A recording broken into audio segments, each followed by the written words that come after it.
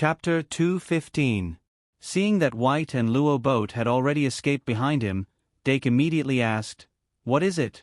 Level, strength, ability?" It took White half a second to react.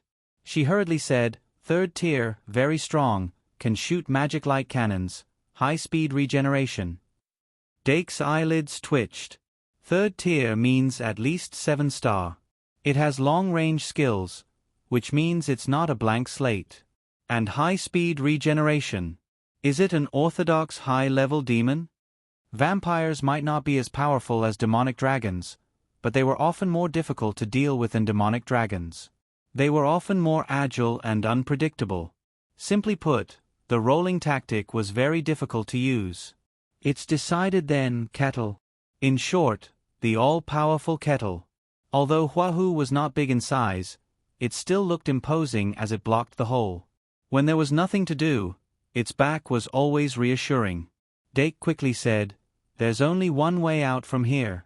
If you go straight out, you'll reach the outside of the cave. But this dragon's cave is in a basin. If you want to go up, you'll have to climb." Dragon's cave? Luo Boat's voice suddenly changed. Dake was already fully focused. The timing of the vampires being disrupted by the skunk bomb was very precious. And it was obvious that there was someone else outside the secret room. Although he didn't know who it was, it seemed more reliable than Luo Boat. In short, he had to buy as much time as possible. After the cooldown ended, Dake quickly summoned a second magic guide sprite, Fantasy Beast, Polymorph. He had a feeling that the Polymorph's transformation skill would be the core of this battle. But so far, the Polymorph had never transformed into a third-tier magic guide sprite, so it wasn't very reliable to bet all his chips on the Polymorph. Therefore, after summoning the Polymorph, he took Claire's Christmas present, Paradise. Dake's intention was very clear. White was shocked to realize that Dake wasn't thinking about how to escape after learning the basic information about vampires. Instead, he was preparing for battle. Was it because a 7-star vampire wasn't enough to make him retreat? However, based on Dake's performance in the class competition, even though he was good, he wasn't that good. Unless he had made a huge improvement in the short period of time after the class competition. Thinking of this, White felt a little relieved, but at the same time, he felt a ton of pressure. He clenched his fist and took out his final trump card, Taboo Love. He knew that Taboo Love wouldn't be effective against creatures with high intelligence other than magic elves, especially high-level demons with powerful magic power. But if he could be of any use to the vampires at a critical moment, he would feel a little more at ease. At this very moment, Betty and C. Keat, who were outside the secret chamber, did not know that the two mirror chambers had been connected. They were surprised by the vampire's sudden action, but they didn't dare to provoke him too much.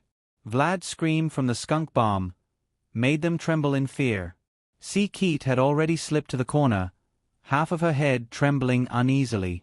Betty was also slowly retreating, ready to escape at any time. A vampire's sense of smell was as sharp as a werewolf's. The skunk bomb had almost destroyed Vlad's olfactory system. He screamed as he dispersed the smoke and took in big breaths of fresh air, looking more and more miserable. He couldn't help but turn his attention to Betty again. Roar! Vlad bared his teeth and roared. He swung his claw at Betty, and a bloody claw flew out and grabbed at her. Betty's heart tightened, and she turned to run. Suddenly, there was an explosion in the air. The invisible barrier was torn apart by the bloody claw, but it was stopped.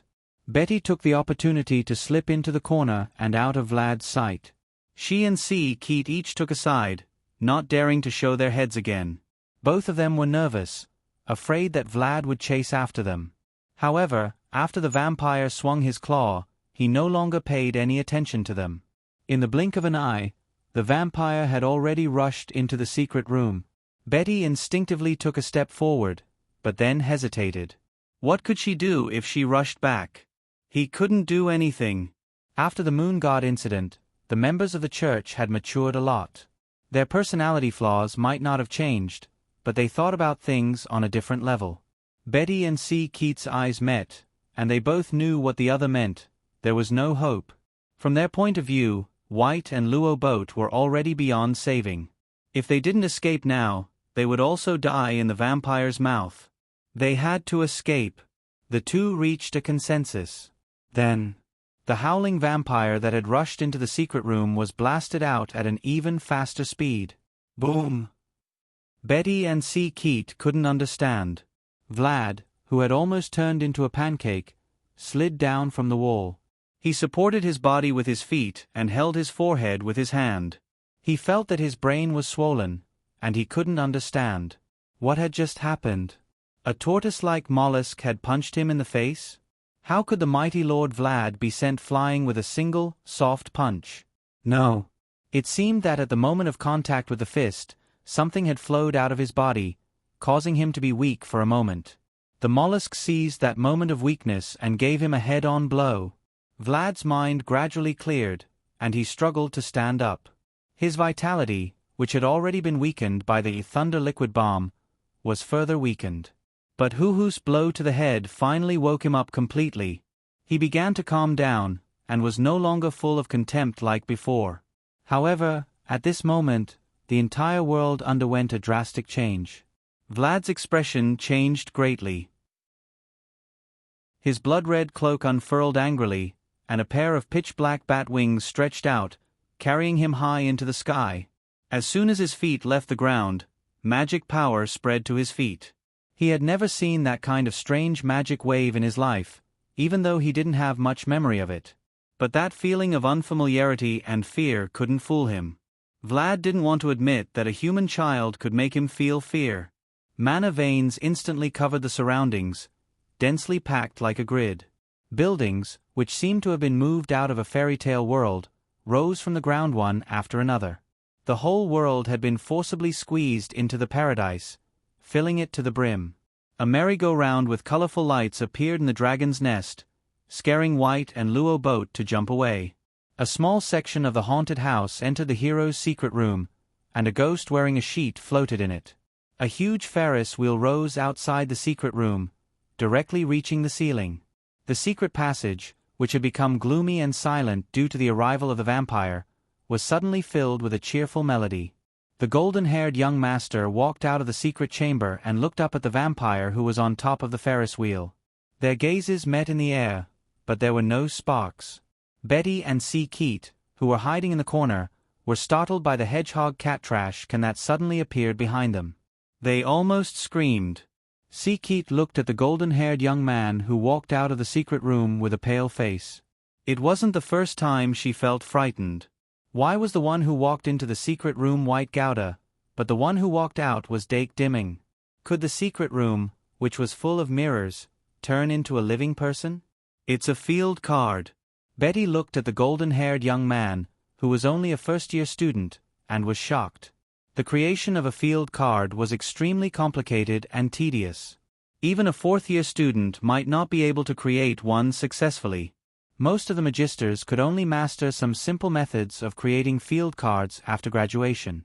Even a top student like her had only refined one water field card, and it hadn't been of much use. Students who had high-level field cards were almost all the top students in their respective years.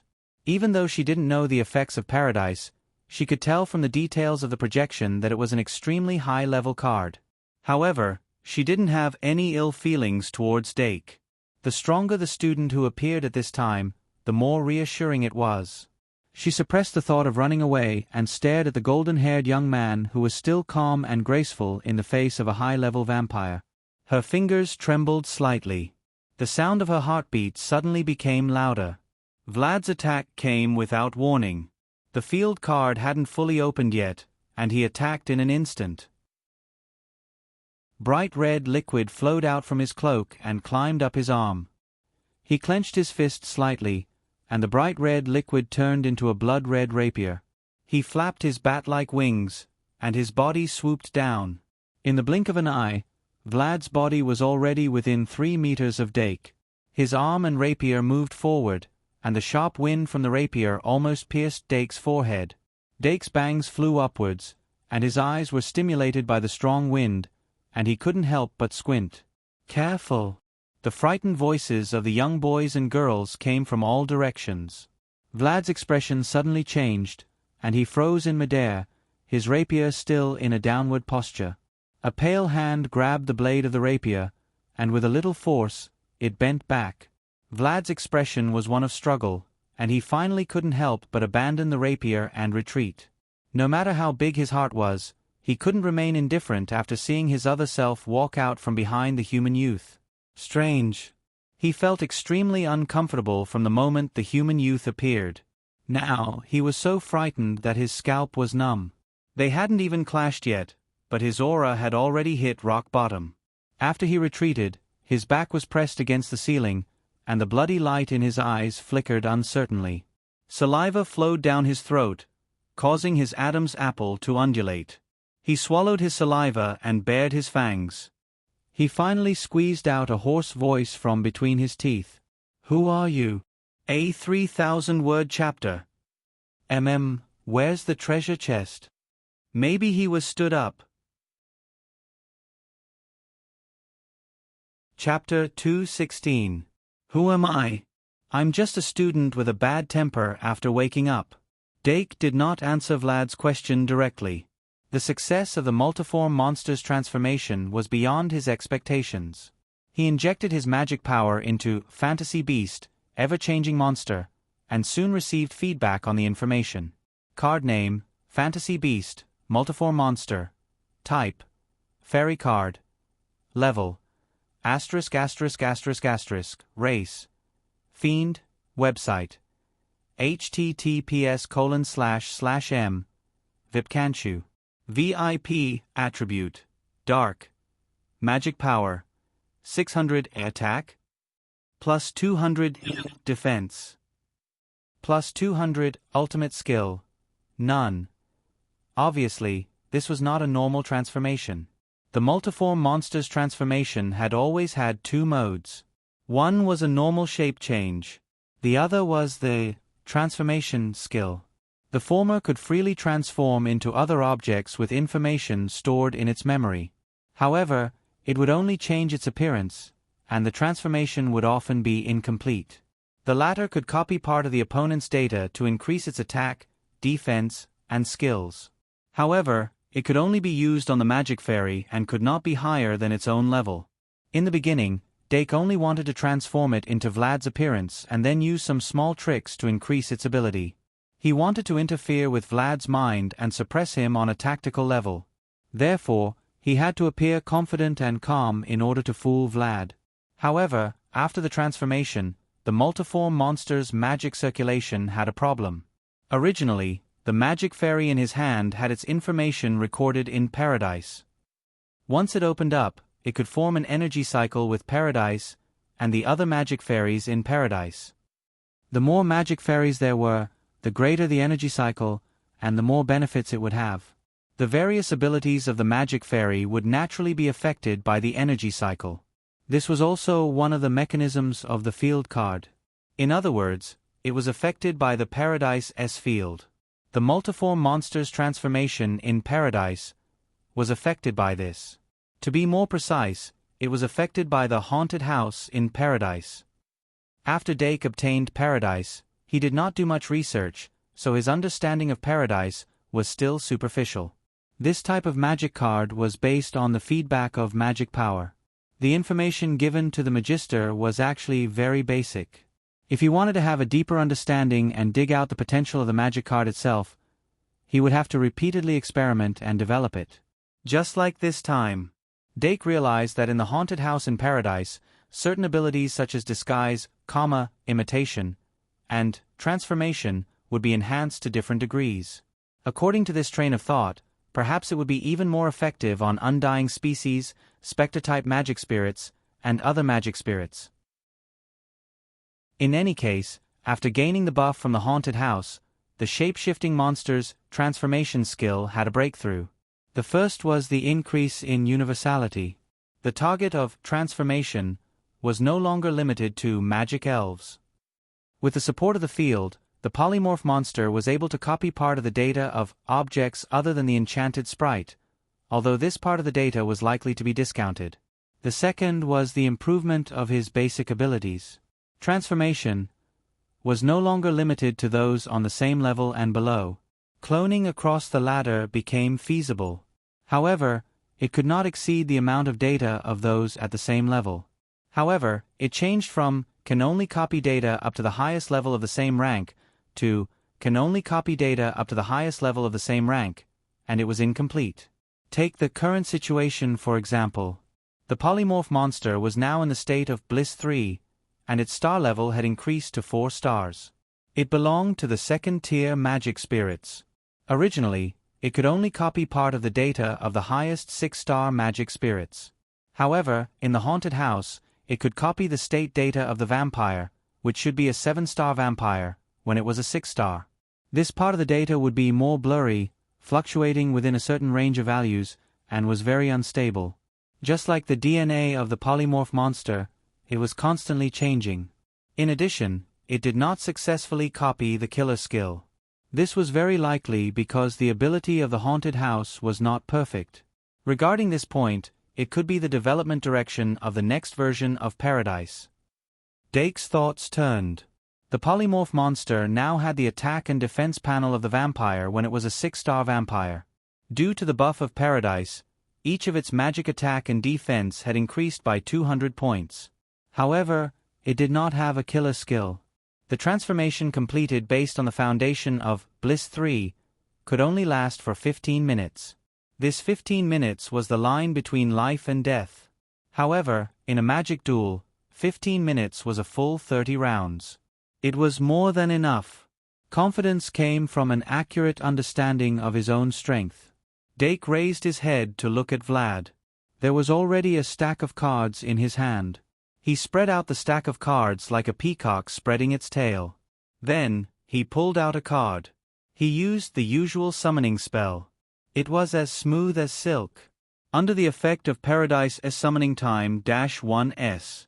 In just 2 seconds, a magic spirit appeared beside Dake. The polymorph monster's magic attack and defense increased by 100. After that, it was only 5 seconds.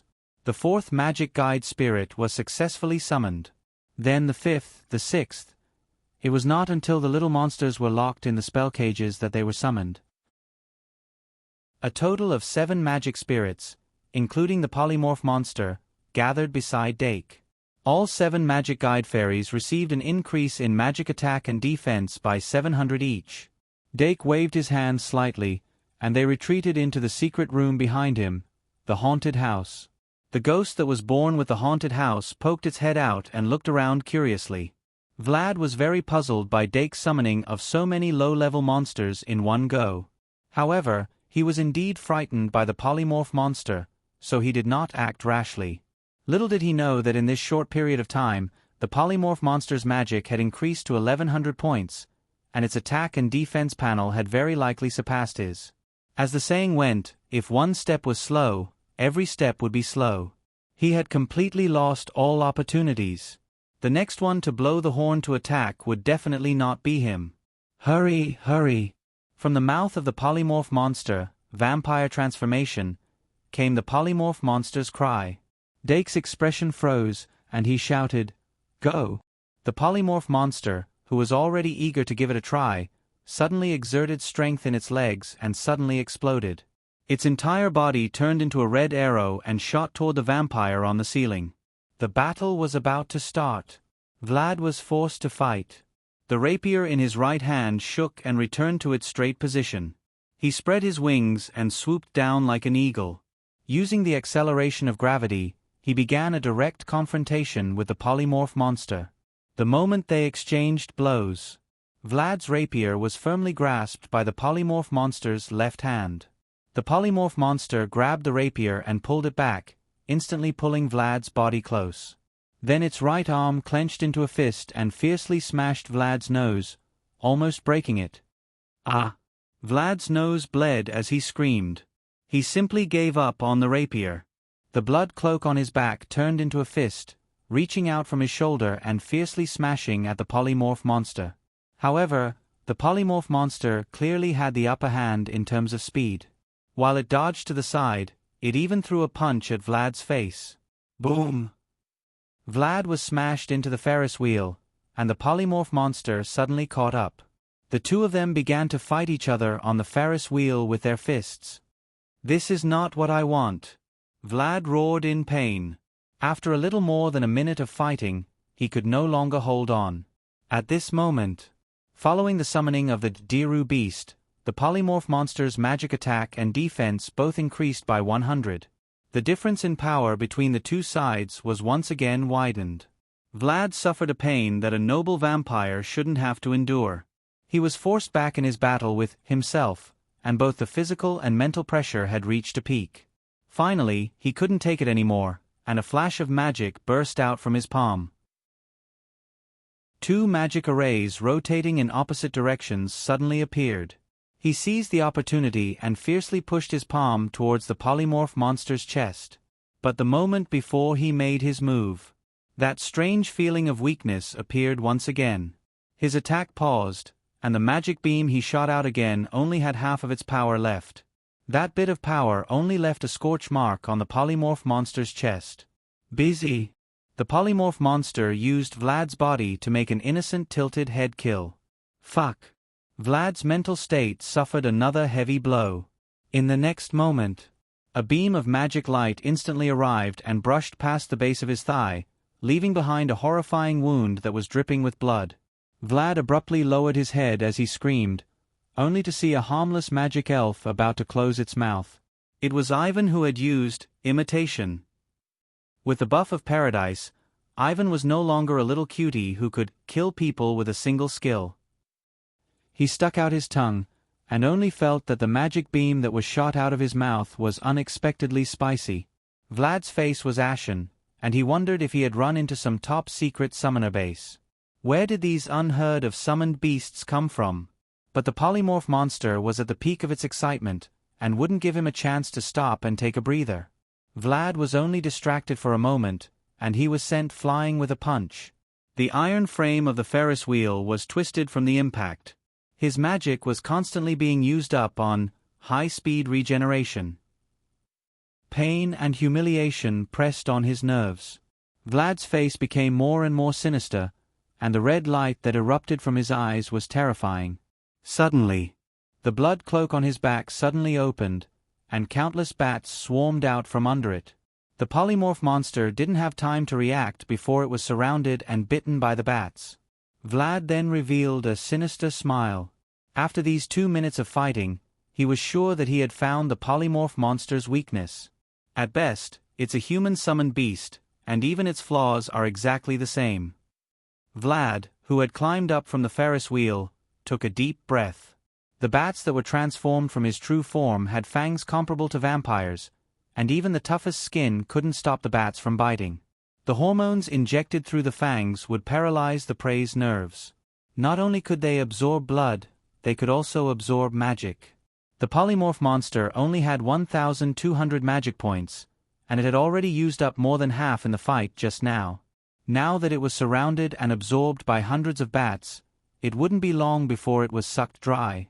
"Little fiend monster," Dake called out softly. The little fiend monster, who had been waiting for a long time, suddenly became spirited.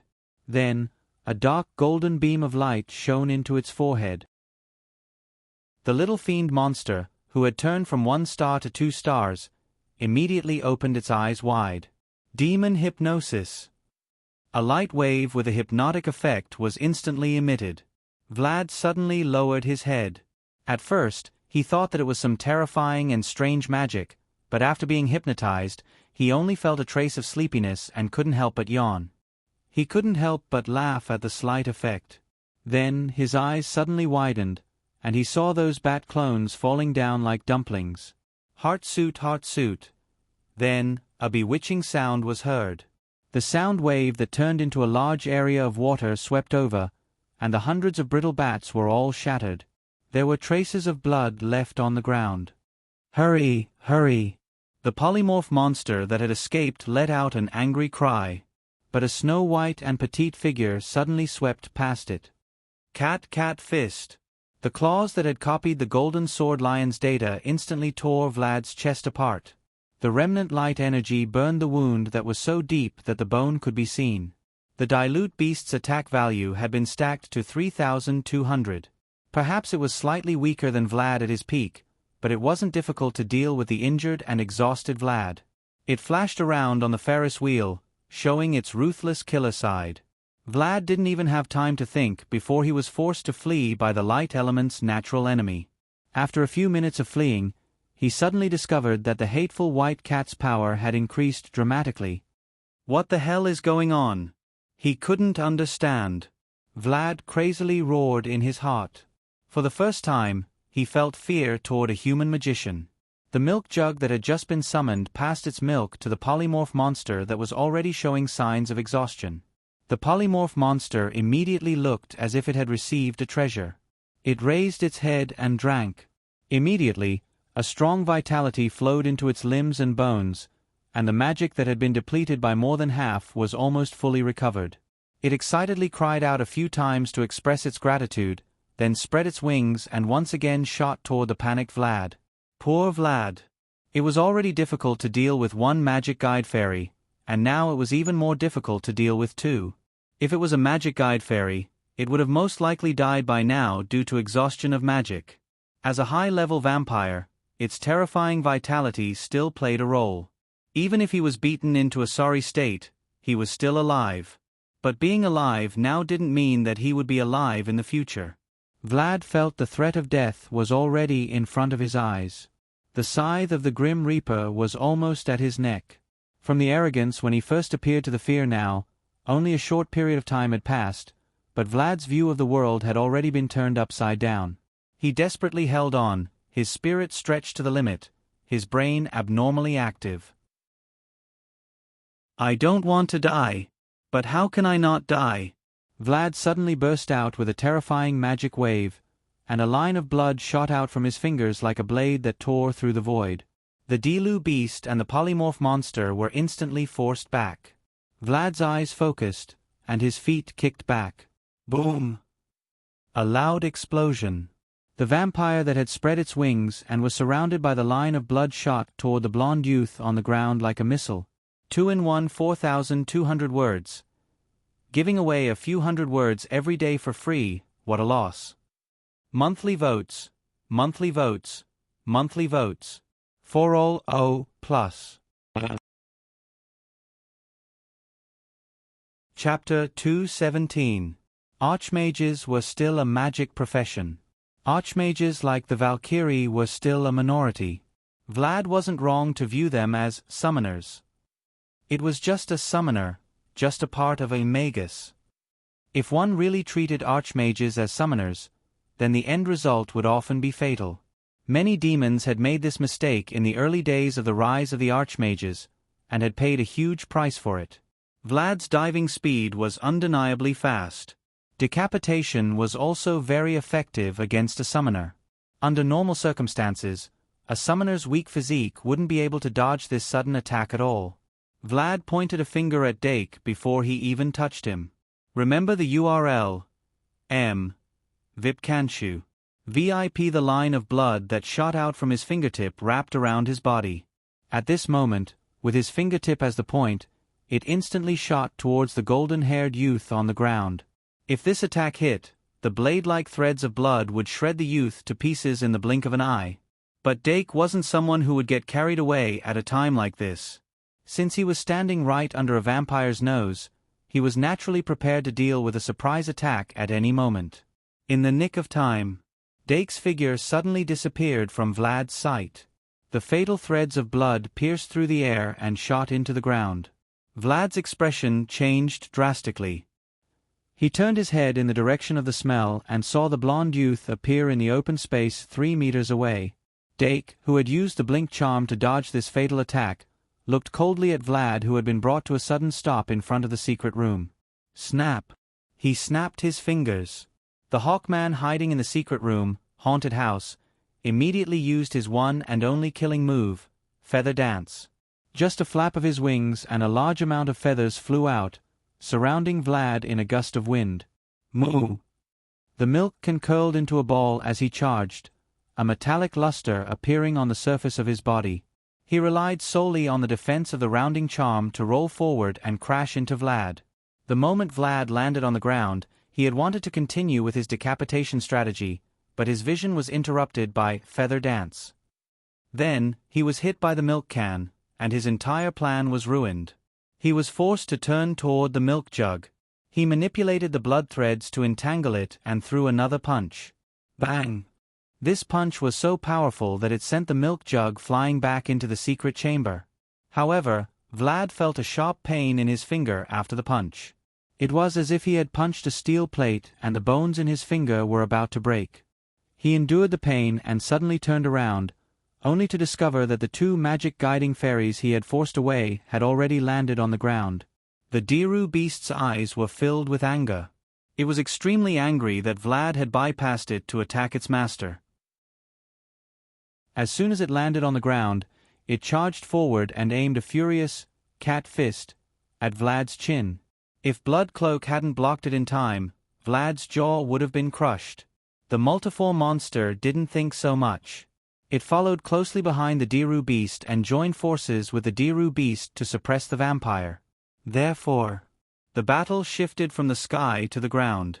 However, the battle situation did not change at all. Vlad retreated step by step. It was only a matter of time before he was defeated. At this time, Betty and C. Keat, who had witnessed the whole process of Dake being ambushed, let out a sigh of relief. White and Luo Boat, who were peeking from the other side of the secret chamber, also noticed that Vlad had been completely suppressed. The two of them felt relieved and shocked at the same time. Not to mention the magic guiding fairy that could transform, Dake's Diru beast had also appeared in the class competition. Its three attributes that had surpassed its level by relying on the divine holy ring had already shocked everyone at that time. However, now that it was facing a third-tier vampire, it was actually on par with him? Is it the effect of that field card? He had mixed feelings. Not long after Fairy Ibu was summoned, the effect of Paradise was displayed to the extreme. There were a total of 10 magic guiding fairies, and each of them had an increase in magic attack and defense by 1,000 points. Just by relying on a field card, he could obtain such a huge improvement. This was extremely terrifying at any time. However, it was only because Vlad didn't have too many memories that he could use to suppress the vampire. The strength of the demon race did not come from nowhere. Magic was the foundation of their strength. Increasing one's strength, speed, and defense for a short period of time through buff magic was one of the basic elements of a battle. However, Vlad would not. If he was given more time to recover his memories, he would become even more difficult to deal with. Fortunately, that was not the case.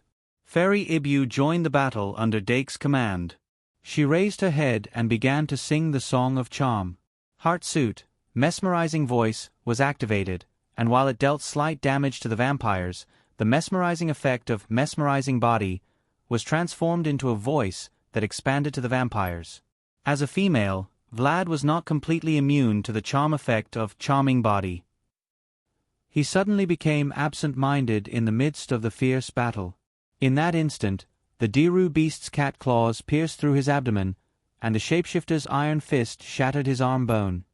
Ah! Vlad woke up from his miserable screams. The blood that seeped out of his abdomen tried to repair the huge wound, but there was not enough blood or magic. Vlad clenched his fists in pain, the veins on his forehead popping out. His face was filled with panic, fear, regret, and many other emotions. His behavior was becoming more and more crazy. However, if one looked carefully, they would find that the depths of his eyes were becoming calmer. Some people would lose control when their emotions were intense. Some people were the exact opposite. Vlad belonged to the latter. Vampires were not that easy to kill. Garlic, crosses, holy water, silver ornaments. In history, humans had thought of countless ways to kill vampires, but most of them were only effective against blood thralls or blood demons. Orthodox vampires could even wear silver crosses and eat garlic dipped in holy water. Moreover, vampires could also turn into a group of bats. Each bat was their clone and contained all their genetic information. As long as the soul was attached to any bat, the vampire would be reborn. Vlad had obtained a new life by possessing the bat of an 8-star hidden boss, Vampire Count. After that, He used the Christmas Day ceremony as a sacrifice of blood and successfully resurrected. As for why his soul appeared in the secret passage, how long had it wandered in the secret passage, and why hadn't it dissipated yet? Even Vlad himself could not remember these things. However, the method of resurrection had given him guidance. Vlad desperately gasped for breath as his eyes swept across everyone present. No matter if it was Dake Dimming who had forced him into a desperate situation, or Betty, Keat, White, and Luo Boat who were hiding in the surroundings with only half of their faces exposed. It was as if he wanted to engrave the faces of these people into his genes. That sharp gaze even made people feel pain. Keat and Luo Boat subconsciously retracted their heads. Ha! Vlad's body was covered in a bloody light as he once again forced the Dilu beast and the multiform monster to retreat. Then, like a proper villain with a business license, he let out a gloomy laugh. Do you know what a vampire is? Transcending life and death, transcending eternity, we awaken from corpses and return from the realm of the dead. We have never been alive, let alone die. Foolish humans. I, Vlad, will return. Before he finished speaking, Vlad's body suddenly expanded. From the original thin and long body to the later round and fat body, it only took 3 seconds. His 4 limbs swelled, his facial features changed, and the blood ball in the center of his body continued to expand, releasing an extremely dense bloody light. Self-destruction. This scene was so familiar. Dake's mind suddenly flashed back to the Halloween event where the 8-star hidden boss, Vampire Count's final farewell ceremony. The same result. The same self-destruction. Hide. Dake only had time to issue a final reminder. The bloody light dyed the entire world red. Oh. With Vlad's body as the center, the impact of the explosion spread to both sides of the secret passage, into the secret room, and to all the empty spaces. The sound of the explosion was so close that it almost made people's ears ring. The smell of blood filled the air. Betty, Keat, White, Luo Boat. The 4 of them instinctively shrank back, only to see the bloody wave rushing past them, crashing into the wall in front of them and splattering everywhere. Dake. The explosion that lasted for only a few seconds instantly subsided. Keat clutched her chest and gasped for breath. The other 3 hurriedly stuck their heads out, wanting to check on Dake's situation. Hundreds and thousands of bats suddenly flew past their eyes and into the crisscrossing secret passageways. Ah! Luo Boat violently slapped the bats in front of him, retreating in fear. White and Betty were also forced to shrink back. At the center of Vlad's explosion, Dake Dimming struggled to pry open the body of Polymorph's body, his heart still palpitating with fear. Vlad's self-destruction was not as terrifying as expected. This might have something to do with the fact that he used the last of his strength to create bats. But even so, Polymorph, who blocked all the damage at the critical moment, still had no magic power left, dissipating in the starlight. Dake took out the magic card, Fantasy Beast, Polymorph, tapped on the card surface, and injected magic power. Thanks.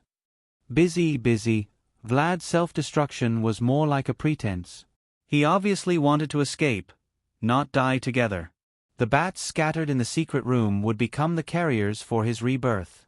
But the vampire's rebirth was not really that convenient. There were many factors to consider. But these had nothing to do with Dake. The vampire thought that he could escape, but he did not know that this was the territory of the Shang Malian Academy. Since he had already exposed himself, not a single bat could escape from here. Dake stood up straight, tidied his messy bangs, and regained his elegance. Chapter 218. When the last bat disappeared from sight, the surroundings gradually became quiet. White and Luo Boat looked at each other, then ran out of the secret room. The sudden appearance of the bats had put them in a difficult position, but the vampire's self-destruction was too frightening. They were worried about Dake's safety. But when they stepped out of the secret room, Dake's magic fairies had already rushed out and intimately gathered around Dake's feet. White was very envious of the fairies' high intelligence. Professor Cheong-si had explained some relevant knowledge in the dueling class at the end of the semester, but it wasn't something that a mere magus could touch upon. No one knew how Dake had done it. Even Professor Cheong-si had said that it wasn't something to be envious of. White took a deep breath. When he saw that Dake was fine, he leaned back against the wall and sat down. Whether it was his mental or physical strength, he had reached his limit. Luo Boat was still energetic. He looked around and asked Dake, "Are you okay?" Dake looked up. "I'm fine." Luo Boat, "What about the vampire? He won't come back, right?" Dake thought for a moment, then said, "Let's be careful. We should leave the secret passage tonight and tell the professors about the vampire's appearance as soon as possible. Oh, and Professor Shi Erfu should still be at school." Luo Boat quickly nodded. "That's what I thought too." The two of them then looked at Betty and Si Keet, who had come out from the other side of the room. Dake already knew that White and Betty were traveling together, but he hadn't seen their faces until now. He was familiar with Si Keet, but he had only seen her face once in the infirmary, so he didn't have much of an impression of her. Si Keet had been avoiding him all this while. Now that there was no way to avoid him, she said helplessly, "Dimming, why are you here?" Dake narrowed his eyes and thought of the mirror in the small secret room. He had an idea. Maybe we entered the secret passage for the same reason. Si Keet asked in surprise, "You have a treasure map too?" Dake turned to Betty and asked, "Who is this senior?" "Hello, I'm Betty Murray from the School of Sorcery. You can just call me Betty," Betty said generously. Dake, "That won't do. Senior Amorue, how did you encounter the vampire?" Betty still had a lingering fear in her heart. "I don't know. We just stayed here for the night. No one would have thought that there would be a vampire in this secret passage. I mean, we didn't realize we were being ambushed until White screamed." Speaking of which, Si Keet's face suddenly changed. She said with a trembling voice, "Wait, I heard that after being bitten by a vampire, you will become a vampire's servant?" Then White. Everyone's eyes instantly focused on White. Werther's body trembled. He subconsciously touched his neck, only to find that the wound on his neck had already healed, leaving only an inconspicuous scar. This actually scared him. "Is there really such a thing?" Betty quickly comforted him. "Not necessarily. Vampires will only turn their prey into a blood thrall during the embrace. If it's just a normal feeding, it won't happen." Dake nodded. "That's true. But we haven't seen a real vampire before. To be safe, we should take White to Sister Kalien as soon as possible." White immediately stood up and said in a panic, "Then should we go now?" Dake, "Let's not delay." Before leaving, Dake went back to the dragon's lair to take a look. Sure enough, this secret realm was showing signs of collapsing. "I wanted to go on another trip." Dake was disappointed. But when he thought about how he had drawn every scene, he was glad. Maybe this was life. The journey was full of scenery. When he looked back, there were only remnants of memories. After Dake packed up his things, he walked out of the small secret room. The collapse of the dragon's lair had obviously affected this small secret room. Standing in the secret room, one could even feel the tremors like an earthquake. But once they left the secret room, there was nothing left. The five of them witnessed the disappearance of the secret room.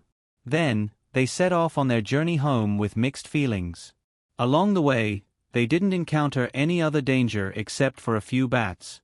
White was exhausted halfway back. He had to summon magical fantasy beast, Stag, to travel. Si Keet and Betty didn't have much stamina either.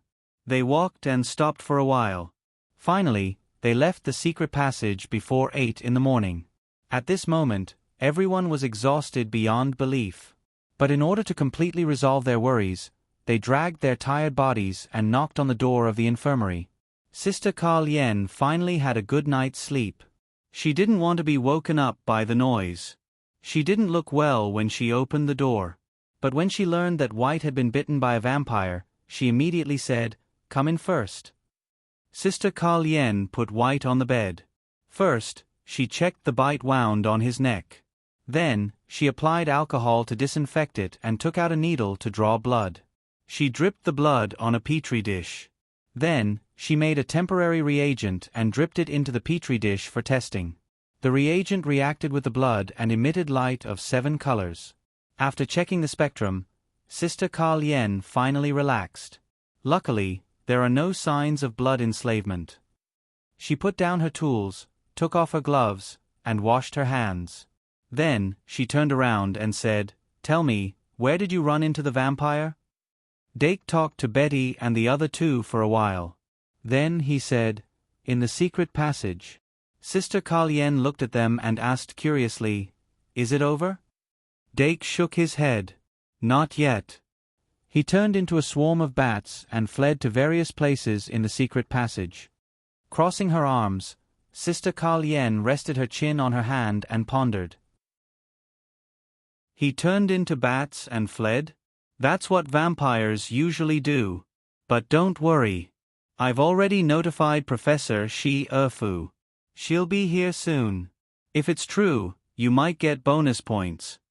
Dake asked in surprise, "Can we get bonus points for doing that?" Sister Carl-Yen smiled. "We discovered a hidden danger in the secret passage and even successfully repelled it. Why can't we get bonus points?" Dake said, "But last time," Sister Carl-Yen asked, "you didn't." Dake said, "Nope." Sister Carl-Yen shrugged. "Maybe you can look forward to the opening ceremony of the new semester.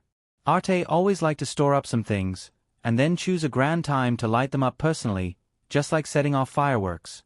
You have to know that ever since that incident, she hasn't come back yet." Did I spill the beans?" Dake said solemnly, "No, sister. I didn't hear anything." Sister Carl-Yen patted his shoulder and said kindly, "If you're tired, you can lie down inside first. I have sleeping potions here. Okay, you can use them after the report." Before she could finish, a gust of wind blew in through the window. Professor Shi-Erfu arrived with the wind and immediately said, "Let's report it now." Chapter 219. Professor Shi-Erfu's face was as serious as ever. However, Dake could feel that her gaze towards him was slightly different. This made Dake a little embarrassed. After all, he did give her an unpleasant gift at Christmas. Fortunately, Professor Shi-Erfu was a person who separated public from private interests and did not say much about it.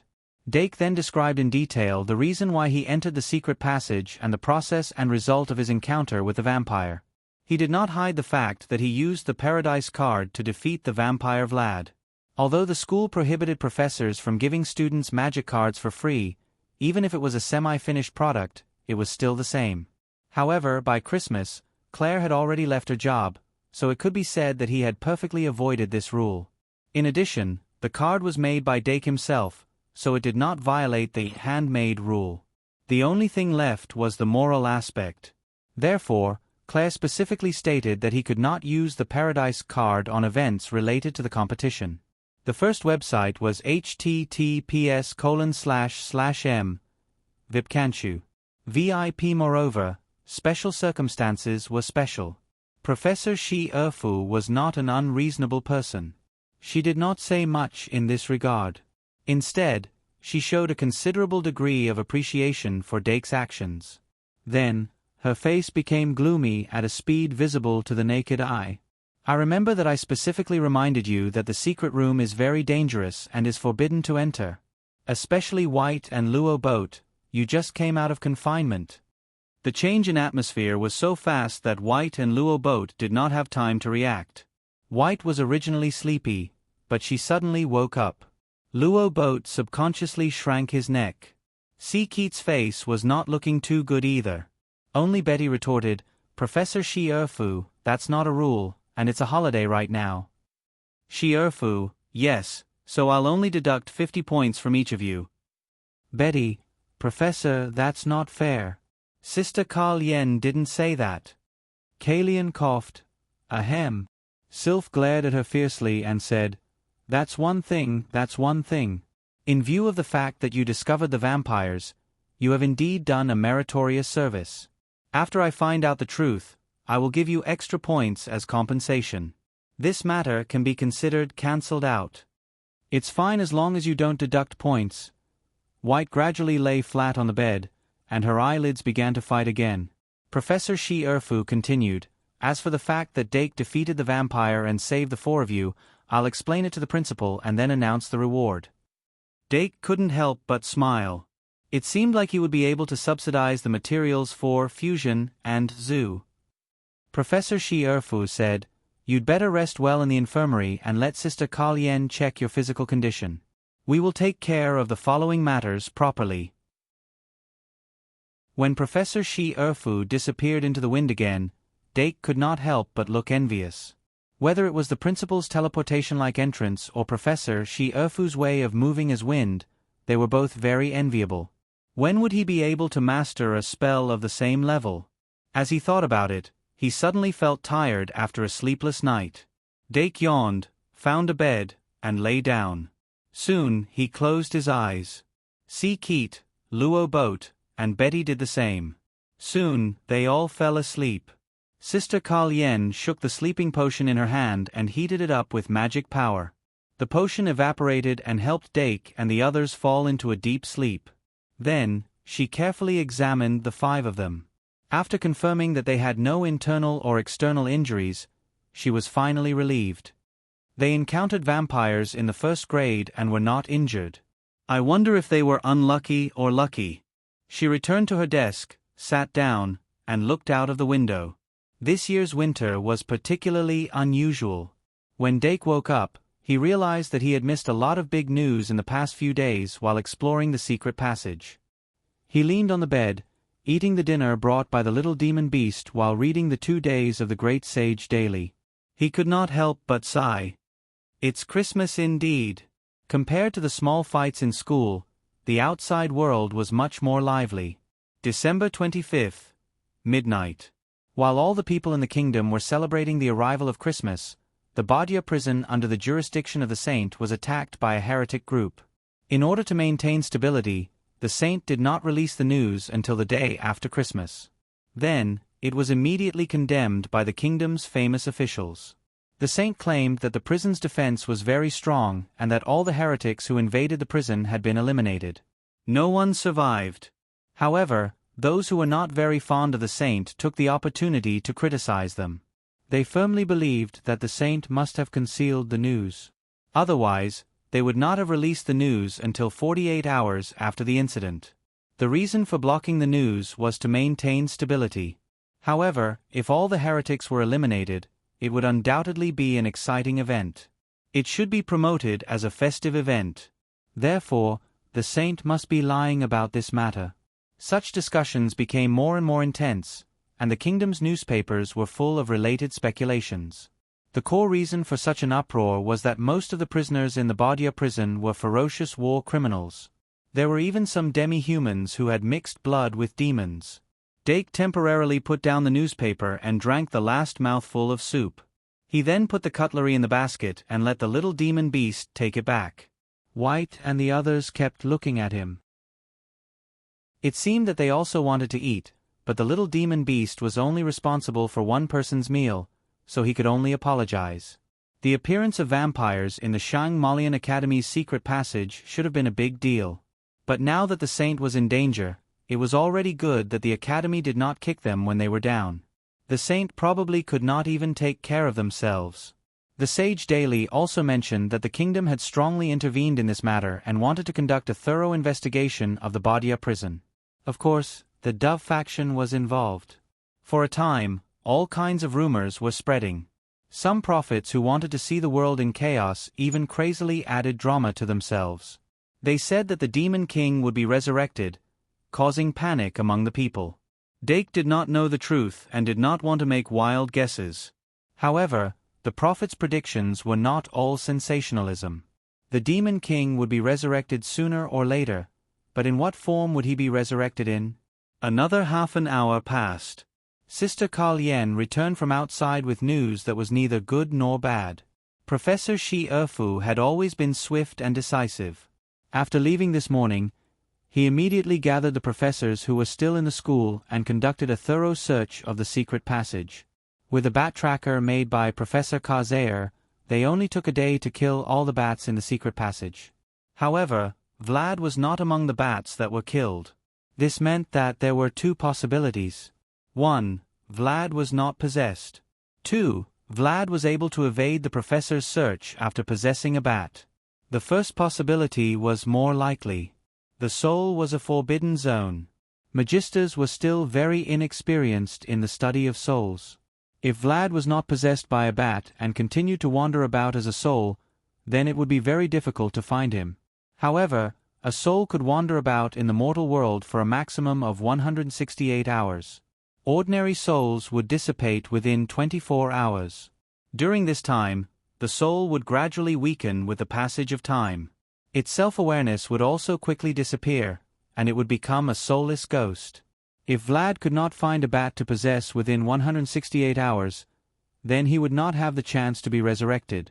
However, this was only an inference under normal circumstances. Vlad's soul was not ordinary. The second possibility was almost zero.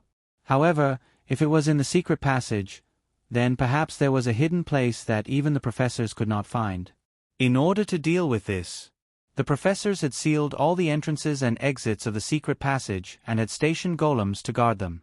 Not long after Sister Kalyen returned, Professor Shi Erfu's notice popped up in Dake and the others' academy cards.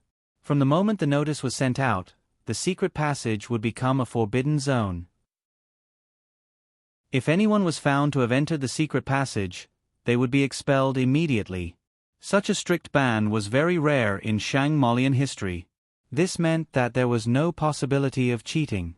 If you wanted to challenge the Academy's tolerance limit, then congratulations. Now was the time equals. After learning the result, Dake and the others did not stay in the infirmary any longer.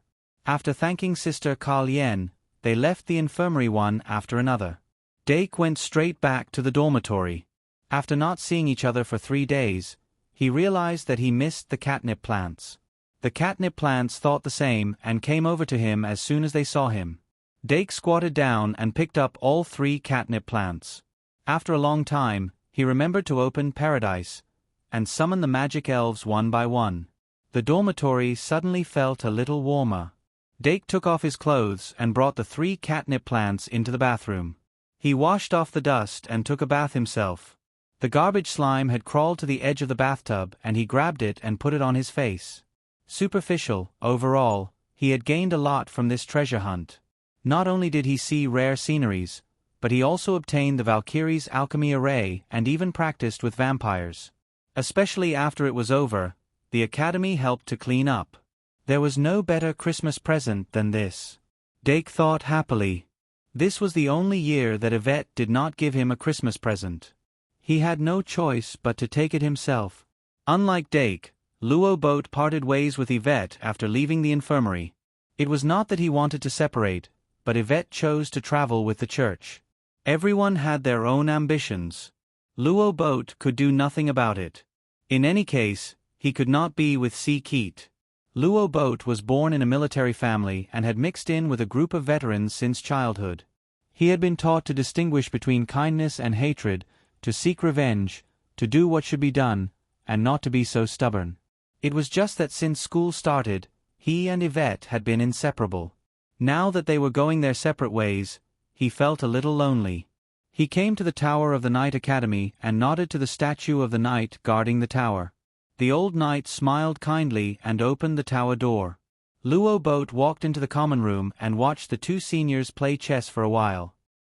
He could not help but say a few words and was chased away. He laughed and slipped up the stairs, opened the door and entered the dormitory, then sat by the bed for a long time. What is Yvette doing now? Is it fun to be with Si Keet and the others? Speaking of which, what is the name of the church? He rambled on for a long time before remembering that it was time to take a bath. But after taking a bath, he had nothing to do again. He could only take out the magic chess he bought the first time he went to Traveler Street, play with the chess pieces, and then play chess with himself. In the past, when he stayed at home, he could play for a long time by himself. But tonight, for some reason, he was tired after 10 minutes. What's going on? Why is it so boring? What's so interesting about it? For the first time, the 12-year-old boy learned to be sentimental. Then, He suddenly realized that he had nothing except for the magic chess. If it's Yvette, what will he do? What if it's Dake? What about AI Ma? What do they do when they're alone? Luo Boat could not help but start thinking. Imitation was the nature of intelligent life, especially when they were children. When their personalities and habits were not set, they were easily influenced by the people around them.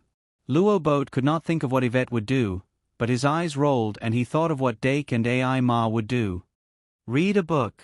A strange voice quietly sounded from the bottom of his heart. Read a book. Luo Boat suddenly had the urge to read a book. He stood up abruptly and walked to the desk. Then his whole body was suddenly stunned. There are no books. Other than textbooks, he did not have any books. Textbooks are fine too. Forget about textbooks. Luo Boat shook his head and shrank back on the bed. So boring. F*ck. The church had a gathering tonight.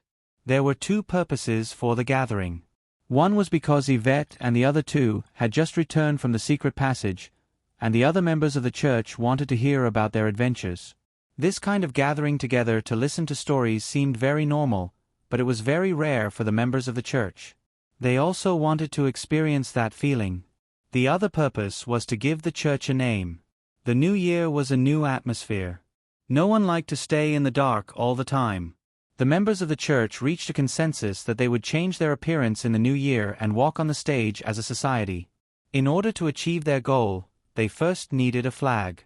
Now they had this flag. Then they needed a name. Previously, although they all called themselves the Church of the Goddess, they had not officially named it. And that name could not be used anymore. There had to be a new name that could be recognized by the school. 2 in 1 4,000 words. 1 collecting the name of a church, 2 collecting the leather cover of white, 3 collecting the monthly votes. Chapter 220. Late at night. After Dake took care of everything, he got into bed, took the notebook beside the bed, and opened it on the blanket. Other than the Diru beast and the little fiend beast, the other magic guide fairies all came over. Even the cat grass squeezed to Dake's side with a curious expression. Dake started flipping from the beginning, and compared it with the treasure map in his hand, recalling the corresponding scenery of each landmark. Because it was just a sketch, many of the scenery that required color to be displayed seemed relatively ordinary. However, the magic guide fairies were at the stage where they were curious about everything, and they all looked at it with relish. Only the little fiend beast and the Diru beast, who had accompanied him along the way, stood on the top of the bird rack and cabinet, looking down at the magic guide fairies who were crying out. Their eyes were filled with a sense of superiority. After flipping to the last map of the dragon cave, Dake looked at the magic guide fairies around him and suddenly had the mood to tell a story. Thus, he took a pen and drew while telling a story. Remember the website, Vipkanshu. VIP. He told some familiar fairy tales, mixed with a few educational fables.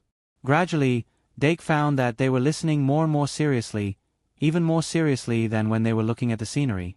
A thought quietly appeared in his mind. The next morning, Dake didn't know when he fell asleep. In short, when he woke up, he found that the bed was full of petite and cute magic guide fairies. Even the Diru beast, which occasionally looked very unsociable, was curled up beside him, looking very cute with its furry hair. Dake tried his best to get out of bed carefully. After washing up, he began to prepare for today's itinerary. There were still 3 days before the end of the holiday. In these 3 days, he didn't plan to do any more academic research. Fusion, zoo, and Arvet's refining array were all put aside for the time being. He still needed to confirm with the professors about the refining array. However, the professors were still busy with the vampires, so it wasn't the time. In short, everything would continue after school started. These 3 days were just right for him to relax. So, who's going out with me today? Dake sat down and said to his magic elf. Apart from the little fiend that was squatting on the bird's stand with a smug look on its face, the rest of the 10 magic guide fairies were lined up in front of Dake, raising their heads in anticipation. Dake had given them a spot in the team, but they had to fight for it themselves. Hurry up. Multiform was the first to speak. However, it raised the trash slime above its head, indicating that it wanted to help its baby fight for the spot. But the trash slime slipped out of its hand like jelly. The multiform monster then covered his head and pretended that nothing had happened. Among Dake's magical spirits, trash slime was the only one that didn't have much self-awareness. Naturally, it was excluded from this competition. Among the remaining 8 magic guide fairies, the multiform monster expressed that it was not interested. Chochio wanted to stay in the bathtub. Hoo-Hoo was very confident in its movement speed and wanted to sunbathe on the balcony. In the end, only 5 magic guide fairies were left. They were Ibu, Hawkman Wrestling, Dilu Beast, Fairy Ibu, and Big Milk Can. Squeak, squeak, squeak. Ibu was just about to raise its hand when it was lifted up by Fairy Ibu with its ribbon antennae. As Ibu's evolved form, Fairy Ibu undoubtedly had a strong deterrent force like a big sister in front of Ibu. Thus, the competitor -1. Yoshi. Seeing that there were fewer and fewer competitors, the Hawkman Wrestling immediately puffed up its chest and patted it hard, indicating that it had nothing but brute force. As long as it was brought along, it could take anything. Perhaps this was the confidence of a fight-type fairy. Unfortunately, before it could show its strength, 2 more ribbons hung down from the sky, one on the left and one on the right, wrapping around its wings and suddenly lifting it up. Lucio. But the Hawkman Wrestling was not as powerless as Ibu. It immediately gathered its strength and struggled hard. For a moment, it was entangled with Fairy Ibu. On the other side, the Dilu Beast was still standing at the side with a cold expression. Big Milk Can looked around and suddenly found that there was no opponent. It happily went to Dake's feet and raised its head to call out softly. The Dilu Beast looked at the shameless cow and the corner of its mouth twitched. Fairy Ibu saw that it had lost its position and fiercely used its strength to throw the Hawkman Wrestling away. Then it jumped up and seized Dake's other knee. Dake rubbed the heads of the 2 magic guide fairies and revealed a helpless smile. Then we'll add one more person. Little evil magic beast. Count the things that everyone wants to buy. 8:00 in the morning. Dake brought the little evil magic beast, Big Milk Can, and Fairy Ibu into Traveler Street. Because there were suddenly 9 more people in the dormitory, there were a lot of necessities that needed to be bought. He looked at the shopping list in his hand and prepared to go to the furniture store first. Traveler's Street still had the lingering charm of Christmas.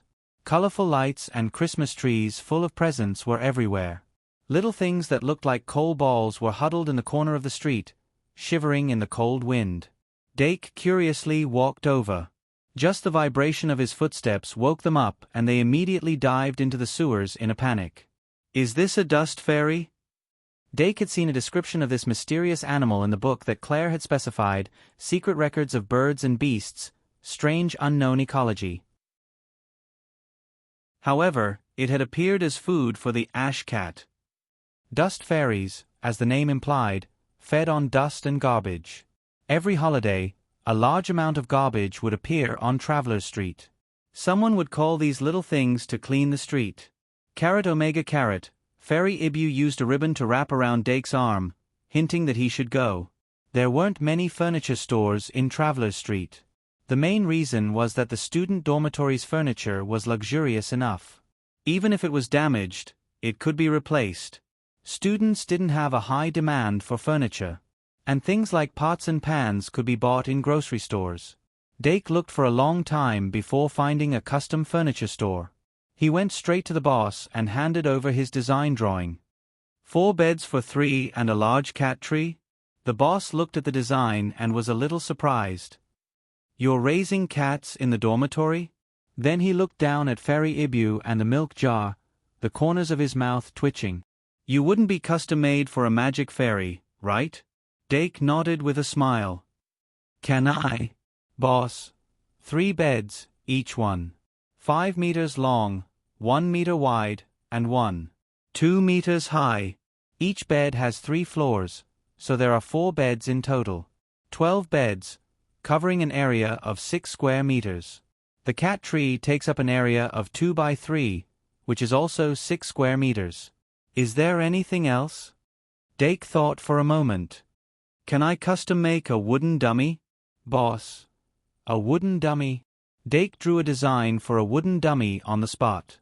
Originally, the Horned Hawk had wanted a sandbag, but Dake felt that it wasn't safe to put a sandbag in the dormitory. Instead, it was better to make a wooden dummy on the balcony.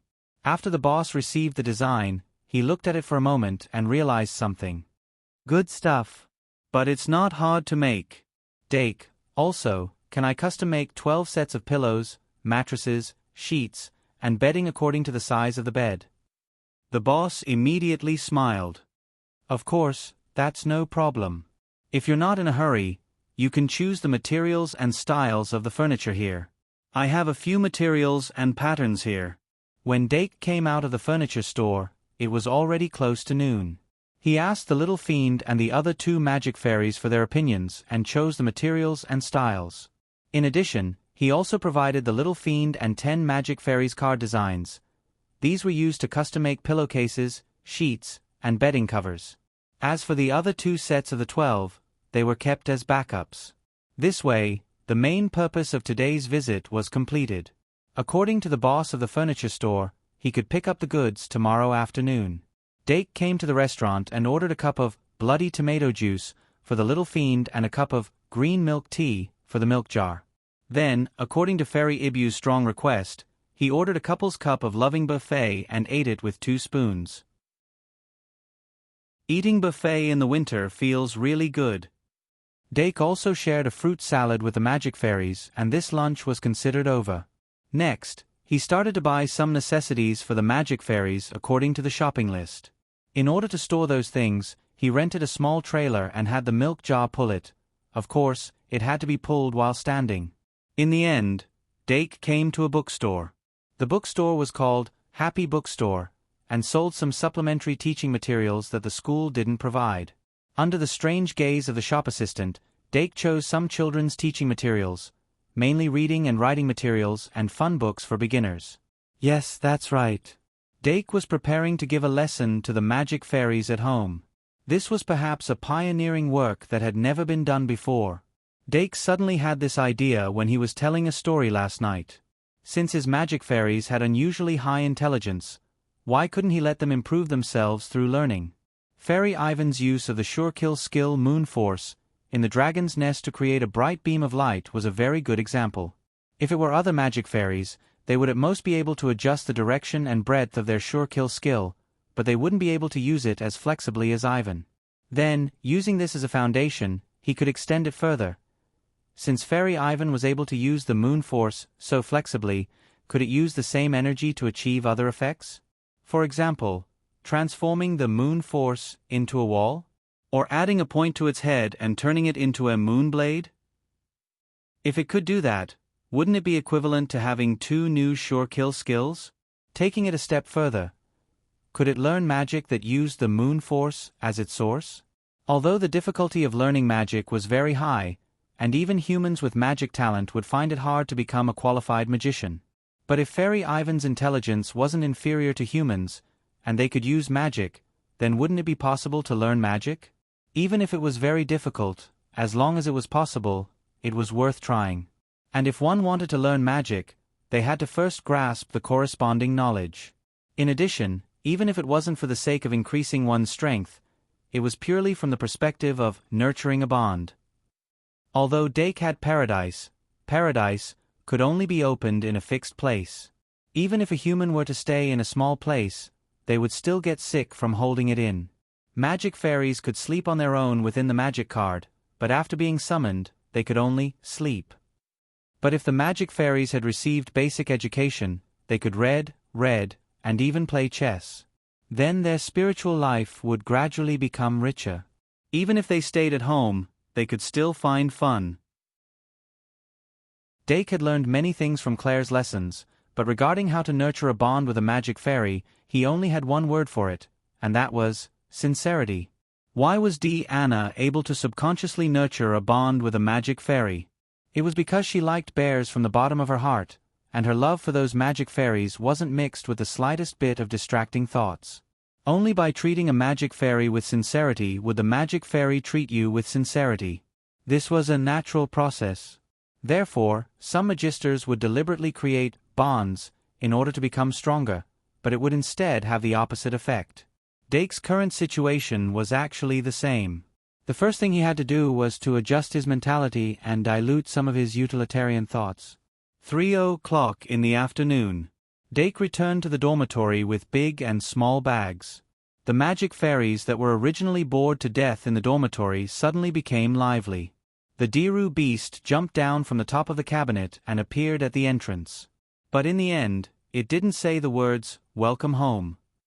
With the help of the magic fairies, Dake put down all the big and small bags, and then according to the shopping list, distributed one item to each of the magic fairies. The sandbag that the Hawkman wanted was changed to a wooden dummy, and it would only arrive tomorrow. The shapeshifter wanted a small mirror, and Dake directly bought a set. The Chochio Sea Lion wanted a bigger water basin, and Dake bought it a small air-cushioned swimming pool. The kettle wanted a teacup, and Dake bought a new tea set. As for Ivan, the Diru beast, the fairy Ivan, and the big milk jar, they all wanted a scarf. The little fiend personally helped to choose a scarf. Although its heart was bleeding at that time, it had no choice but to follow its master's task. Fortunately, after the task was completed, it received a new hat, which made it happy again. The weather in winter was getting colder and colder, and only a familiar like it who could go out often needed such a warm hat. Beautiful! The magic fairies received what they wanted, so they were naturally very excited. Dake waited until they calmed down, and then distributed the teaching materials and reading books to each of them. The magic fairies held the teaching materials with a stupefied expression, and looked at their master as if they were looking at an idiot. But they will soon find out who is the real idiot equals. For the rest of the holiday, apart from spending some time on the bed, the cat tree, and the wooden dummy, Dake spent most of his time teaching the magic fairies. Even the little fiend wasn't able to escape from Teacher Dake's teaching. Room 201 of the aristocrat house was miserable. 2 in 1/4/100. Chapter 221. Teaching people to read and write from zero was a very difficult task. Not to mention teaching magic elves. In order to better arouse the enthusiasm of the magic engineering fairies, stimulate their enthusiasm for learning, and comprehensively evaluate the learning state of the magic engineering fairies. Room 201 of the noble house's tower had specially set up a little red flower reward and punishment system. Through good grades, hard work, and obvious improvement, magic elves would be encouraged in the form of little red flowers to help them develop good learning habits. If their performance was bad, little red flowers would be deducted as a warning to others. At the same time, little red flowers were included in the internal currency system. Magic elves could use little red flowers to buy wishes. Whether it was material wishes or spiritual wishes, as long as enough little red flowers were paid, Dake would try his best to satisfy them. In the beginning, the magic elves might not take it seriously, but once someone started using little red flowers to make a wish, and was satisfied, everything would change. Dake had a certain amount of expectations for this. 1 second to remember https://m. Vipkanchu. VIP the night of the 31st of December. Dark stuffed each of the elves into a small bed and covered them with a cute little blanket. Only then did he crawl into his own bed with satisfaction. The first long holiday of the first year passed in the blink of an eye. Tomorrow was the beginning of the new year, and also the beginning of the next semester. That being said, there was actually no class tomorrow. Some of the students and professors who went home during the holiday would rush back tomorrow. The school would hold a ceremony at 6 in the evening, and then all the teachers and students would have dinner together in the auditorium. At that time, the principal would summarize the situation of the previous semester and introduce the new professor of the history of magic. Professor Claire seemed to have confirmed that she would no longer be on duty, but there was almost no news about the new professor. Based on the good impression that Professor Claire brought, the students were very much looking forward to the new professor. Dake was also very curious. System: expand the indicators. Before going to bed, he called out the system panel. A moment later, 7 indicators appeared in his field of vision. Compared with the end of last month, it was Pride, 106, 105, Envy, 41:39, fury, 90:88, sloth, 64:69, greed, 97:103, gluttony, 64:69, bliss, 109:106. Even though a total of 12 bliss points and 3 pride points were drawn in December, the overall value was still increasing. Among them, pride gained another 2 points after 3 points were taken, returning to 105 points. This was unavoidable. The continuous decline of envy was also within his expectations. With the help of the catgrass, fury had also decreased. Sloth and gluttony were still rebounding. Greed's increase was also within his expectations, and part of it was intentional. As for bliss, after a total of 12 points were drawn, bliss still rose to 106 points. This meant that it had increased by a total of 9 points in December. Dake had already expected this outcome. Moreover, he had indeed relaxed his restraint this month. But in general, these values were still within a controllable range. He closed his eyes and thought for a moment. A new January was coming, and 15 points of great sins could be extracted in January. There was still 1 point of pride stored in the worm tree. However, judging from the current situation, his need for great sins wasn't urgent. He could save up this month's pride and bliss for the upcoming Pride 3 or Bliss V. Also, he could finally put his research on greed on the agenda. He really wanted to know what changes would happen to the little fiend monster when it was in the state of greed. Would it reveal some of its greedy nature as a fiend monster? As he thought about it, Dake could not help but smirk. Then, he fell asleep in a daze. 10 minutes later, his breathing gradually stabilized, and he gradually fell into a deep sleep. However, on the small bed against the wall, a few magic guide fairies quietly opened their eyes. The warm small bed and the cute quilt could not stop the war from starting. In the dark and cold night, only by the side of their master could they feel warmth. When Dake opened his eyes, he realized that there were a few more furry and warm bodies beside him. He helplessly covered his forehead and suddenly felt that he should not have ordered a 3-tiered small bed. Maybe it would be a better idea to make a bigger bed? What was the phrase? Sleeping together with a big quilt. January 1st, Monday, 7 a.m. Dake took out his breakfast from the basket and took out today's Great Sage Daily. Then, he rewarded the little fiend monster with a little red flower. The little fiend monster, who had been defeated last night, suddenly had a big smile on its face. The little red flower is the first little red flower after the implementation of the reward and punishment system. I, the little fiend monster, accept it. Dake helplessly shook his head and then opened the Great Sage Daily. He paid special attention to the newspaper for the past 2 days. The impact caused by the invasion of Badia prison by the heretics was still fermenting. In this incident, the Shang Malian Academy still did not express any views on this matter. The Dove faction led by Princess Elisha wanted to conduct a comprehensive investigation in the name of the kingdom. However, they were obstructed by the Eagle faction led by First Prince Charles. However, this kind of 300 taels of silver here behavior confirmed the speculation that the Holy Church was lying. Some newspapers that were biased towards the Dove faction began to report this matter and severely condemned the Holy Church for hiding the truth.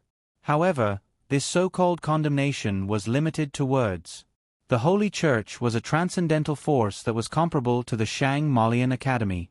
Its history was even longer than the kingdom. For a long time before the Shang Malian Academy entered the world, the Holy Church even controlled the power of the kingdom. If it were not for the mediocre performance at the end of the war and thus losing the support of the people, the Holy Church would be even more powerful. Even so, the Holy Church still occupied many seats in the House of Lords. Now that the king was old and the royal family was weak, only the faction of the Valkyrie could compete with the Holy Church.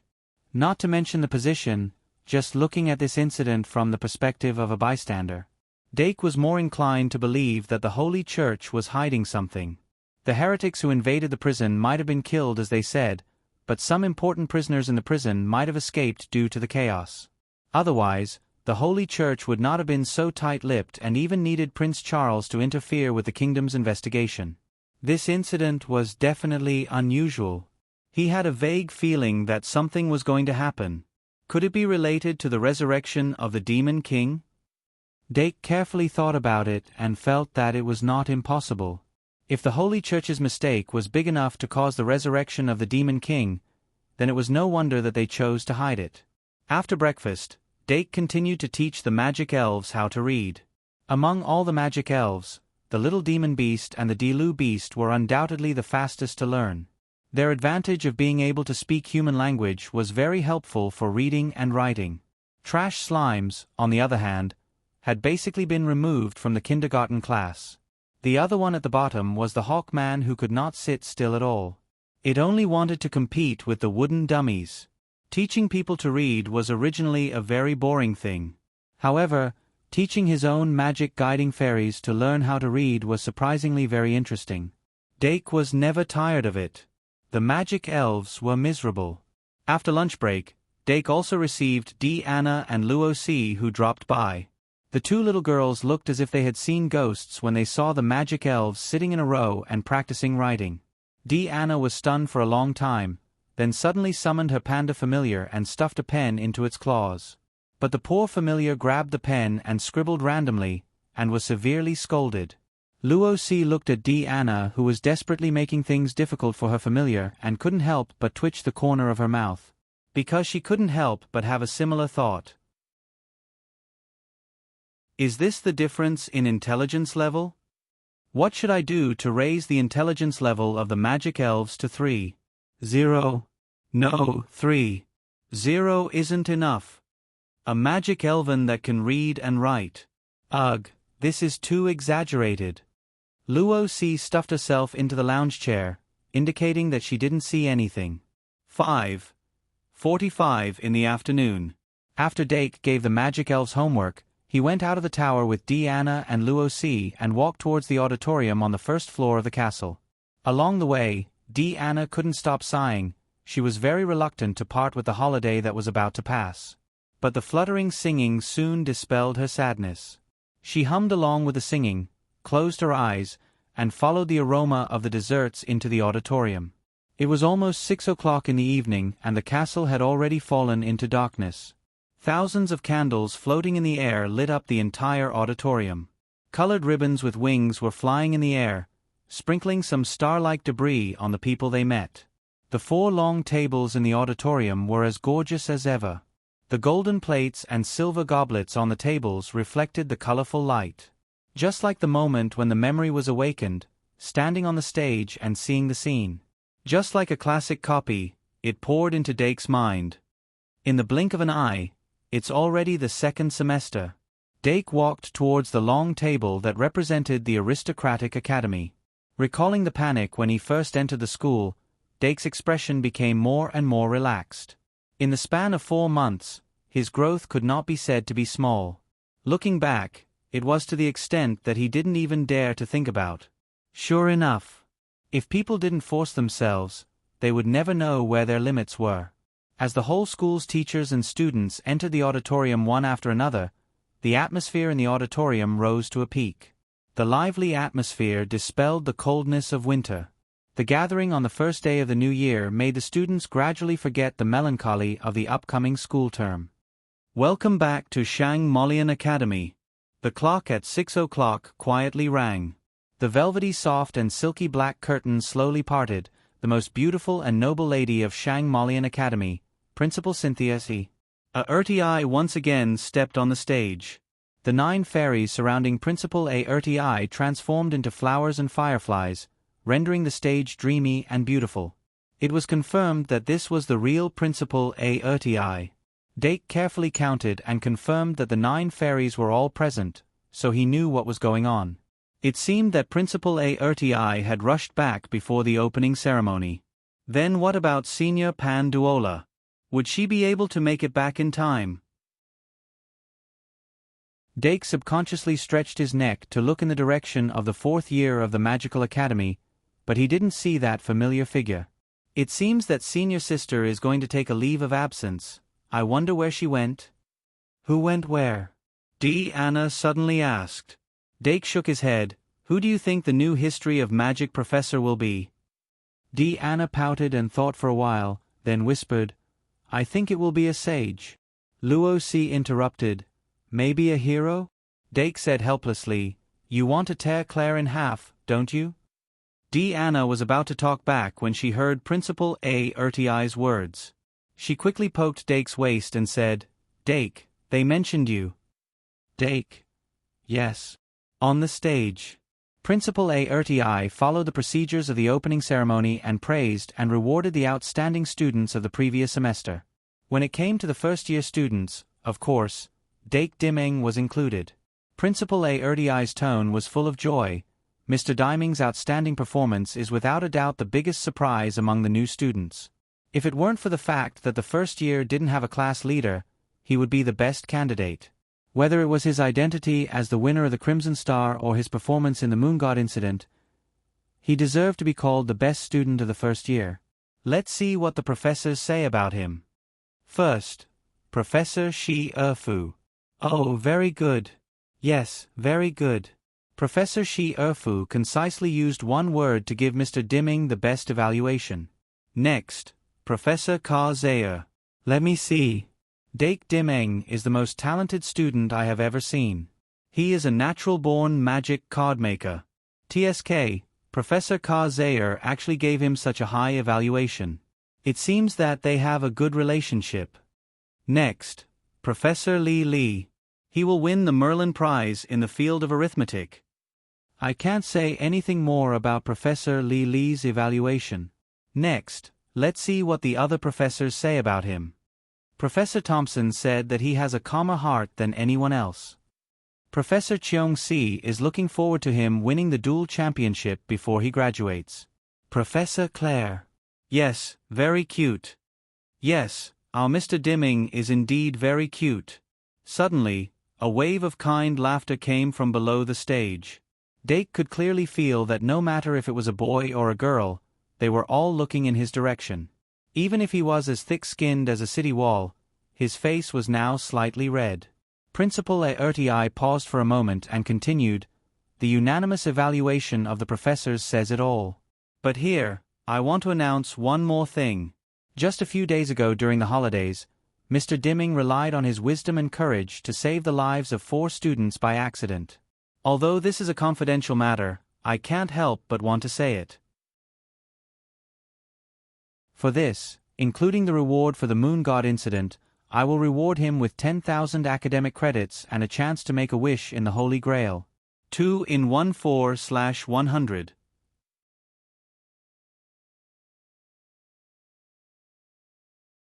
Chapter 222. Holy Grail.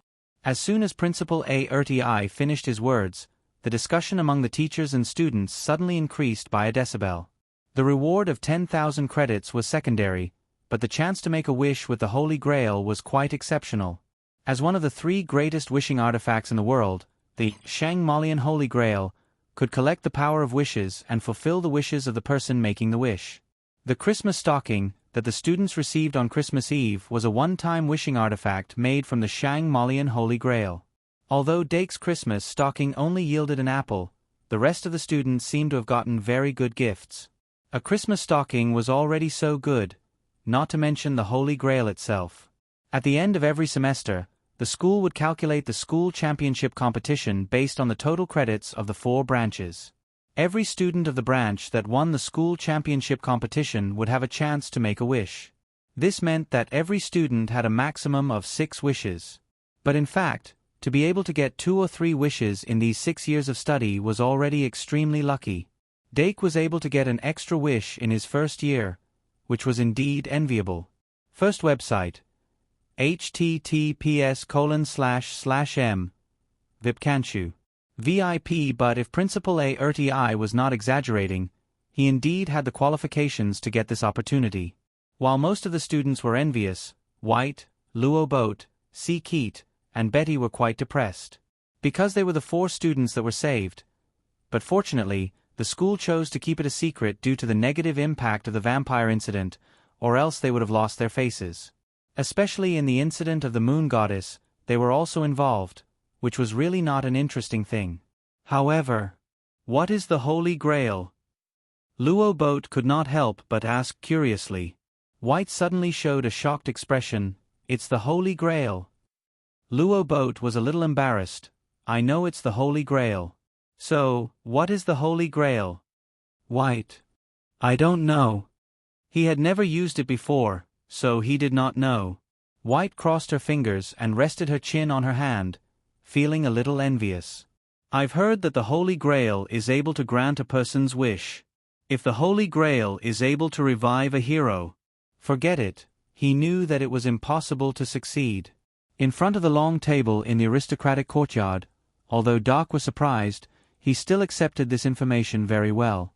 He also didn't know much about the Holy Grail. He only vaguely remembered that Professor Shi Erfu seemed to have said that there was an inscription engraved on the Holy Grail that seemed to say, "The greedy will have nothing." From the literal meaning, it was obviously a warning. In other words, an overly greedy wish will never come true. But what level of desire would be considered as greed? What was the upper limit of a wish? Only by knowing all these could he make the most out of the Holy Grail. Dake thought about it for a while and felt that it was best to ask the professors about it. Perhaps he could ask about it when the principal brought him to use the Holy Grail. Before that, he could list out some of the things he wanted.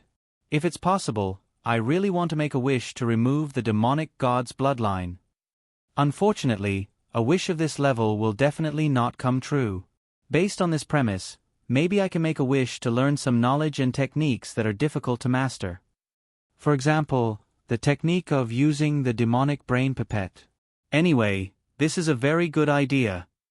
Using this as a reference, I can also make a wish to improve the level of underworld magic, or maybe the ability to control my emotions and so on. Once this idea came to him, it was out of control. Dake was so deep in thought that he didn't respond even when Anna called him twice. The third time, when Anna's pink lips were almost on his face, he suddenly came back to his senses. What? Anna blinked and whispered, "Have you thought about what to wish for?" Dake shook his head. "Not yet." Anna, how about the candy house?" Dake. After the principal of ARTI announced the reward for Dake, she continued to choose the best second-year students from the previous semester to publicly praise and reward them. Then, it was the third year, the fourth year, the fifth year, and the sixth year. After all 6 grades had gone through their turns, she made a conclusion and proposed some expectations for the future. According to the normal procedure, the principal of ARTI should have ended her speech here, but there was still a necessary part of this year's opening ceremony. The students seemed to have guessed what she was going to say next, so they all quieted down and looked at the stage expectantly. The principal of ARTI smiled and said, "I think everyone has been waiting for this for a long time. Next, let's welcome the new History of Magic professor, the hero of the spear, Mr. Ryan Hux." Wow! As soon as she finished speaking, the auditorium was suddenly filled with thunderous applause. A one-legged old man with a prosthetic leg lifted the curtain and slowly walked out from behind the stage. Ryan Hux, a soldier of the spear who was once active on the front lines, a hero who lost a leg, an arm, and an eye in the war. Although people would think of the brave when they mentioned heroes, the brave was only one of many heroes. The reason why humans were able to defeat the demons in the end was not because of one brave, but because of the struggle and sacrifice of thousands of heroes. Ryan Hux was one of those thousands of heroes. Ryan Hux, who walked out from behind the stage, was wearing a suit that was not very suitable for him. He had a thick beard, and his face was full of wrinkles. There was not much hair left on his head. He wore a black eye patch over his right eye, and his left hand and right foot were prosthetic. He held a walking stick in his hand, and he looked like a skinny old man. He did not have the heroic spirit of the hero of the spear at all. Instead, he emitted a strong aura of twilight. The students who applauded when they heard the title of hero could not help but cover their mouths at this moment. Although scars were a warrior's medal, Ryan's injuries were so serious that people even wondered how he survived the war. If one thought about it deeply, they could not help but feel sad. But in times of war, Ryan was only one of the countless gears that formed the basis of victory. After a short silence, Even more enthusiastic applause rang out. Clap, clap, clap, clap, clap. Good evening, students. I am honored to be able to work at the Shangmalian Academy as the new professor of the history of magic.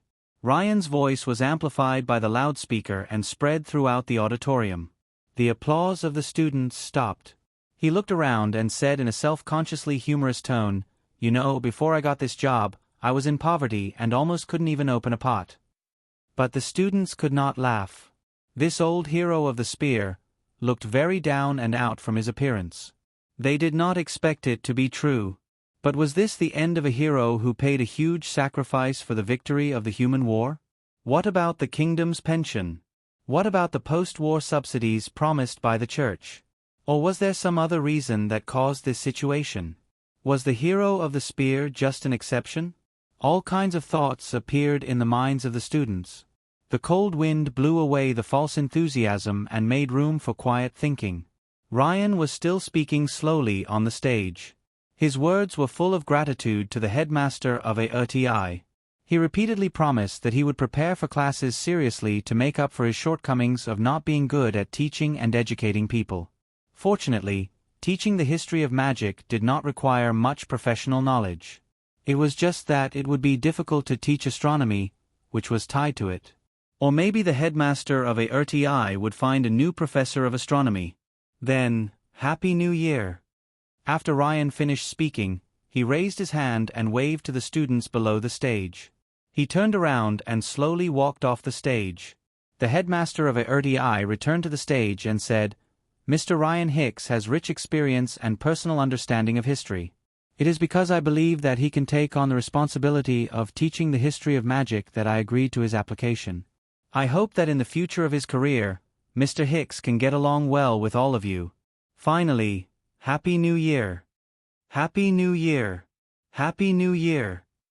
Exquisite food appeared on the table. The opening ceremony had finally advanced to the stage of dinner. The students ate the delicious food and competed to discuss the outstanding students of each grade who had been named, as well as the new professor of the history of magic. Some of the gloomy thoughts gradually disappeared, and were replaced by continuous high excitement. Deanna was still tempting Dake to make a wish to obtain the candy house, and Luosi was thinking about the speech of the hero of the spear.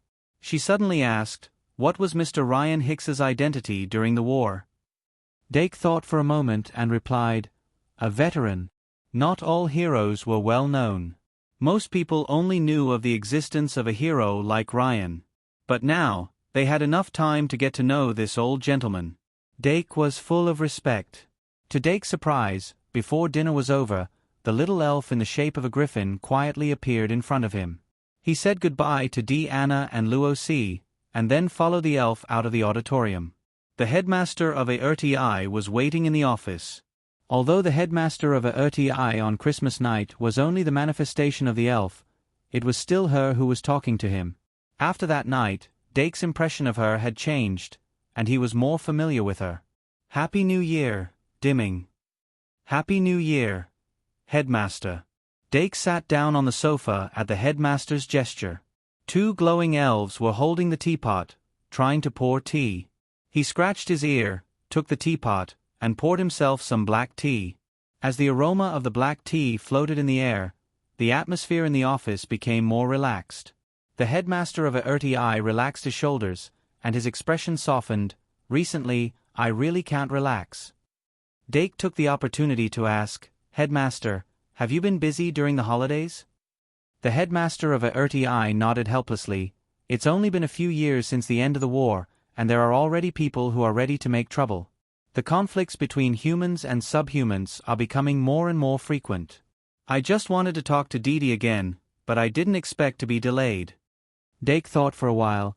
It must have been hard for you to find a suitable professor of the history of magic under such circumstances. The headmaster of AETI raised his head. No, it wasn't me who found it. Claire's resignation really bothered me. Dake was a bit surprised. Did Mr. Hicks come to you himself? The headmaster of AETI nodded. That's true. But Mr. Hicks is indeed a reliable warrior, and he's very familiar with the history of the war. I hope that the position of Professor of the History of Magic can help him. Dake, so Hex wasn't exaggerating, and he's really so poor that he can't even eat? The headmaster of Aertii sighed. Damon, you have to know that this kind of situation is inevitable no matter when and where it is. A hero who lost his limbs because of the war is no longer a hero when the war is over. When the glory of his glory gradually fades, in the eyes of more people, he's just a disabled person who can't help with his work. These words shouldn't have been said to a first-year student, but if it was Dimming, it wouldn't have been a problem. In this era, a 14-year-old could already be in charge of a family. Dimming was more mature.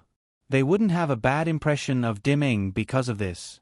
The current kingdom, whether in terms of the legal system or the rule of law, had all kinds of shortcomings. And the church, which was supposed to make up for these shortcomings, was also full of loopholes from top to bottom.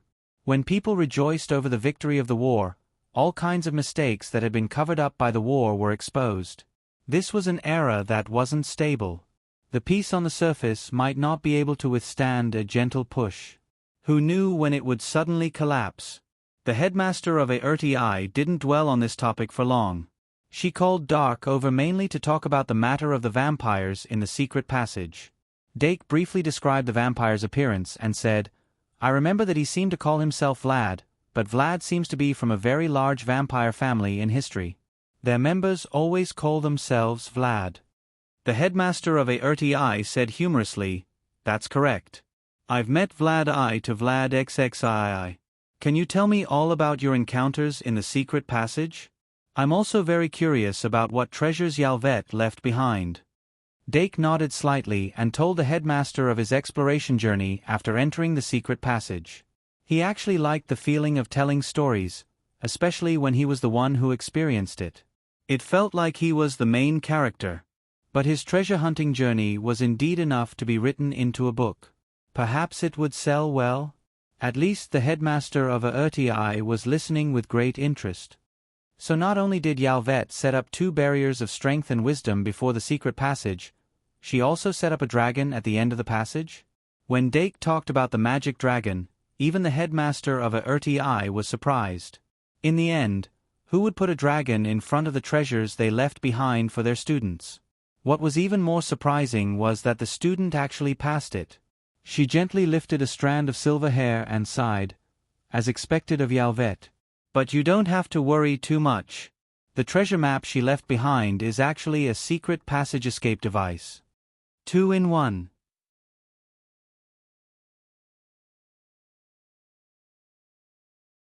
Chapter 223. The Arcanum escape device could be said to be a Shang Malian item. It also had another name, the Dungeon Escape Device. It was an emergency escape device developed by the Academy for the safety of students exploring the dungeons. However, it could only be used within the Shang Malian Academy. As a first-year student, Dake naturally had never come into contact with the Arcanum escape device. He looked at Headmaster Aertii in surprise. So, even if we fail to slay the dragon, there won't be any danger? Headmaster Aertii shook his head. The Arcanum escape device will only be triggered when the user's life is in danger. Of course, it can also be triggered on its own. In other words, before the user's life was in danger, they would still be injured. However, injuries sustained within the Academy could be healed as long as they were treated in time. Dake understood a little, so he continued to tell the rest of the story. When he reached the mirror chamber in the dragon's nest, Headmaster Aertii couldn't help but laugh. So, the final test is that? Dake looked puzzled. He remembered the URL. Vipkanchu. 6 Headmaster Aertii recalled, that was many years ago. At that time, the professor of magic engineering wasn't Ka Zayer. Dake perked up and listened carefully. Professor Ka Zayer and Professor Li Li were the same.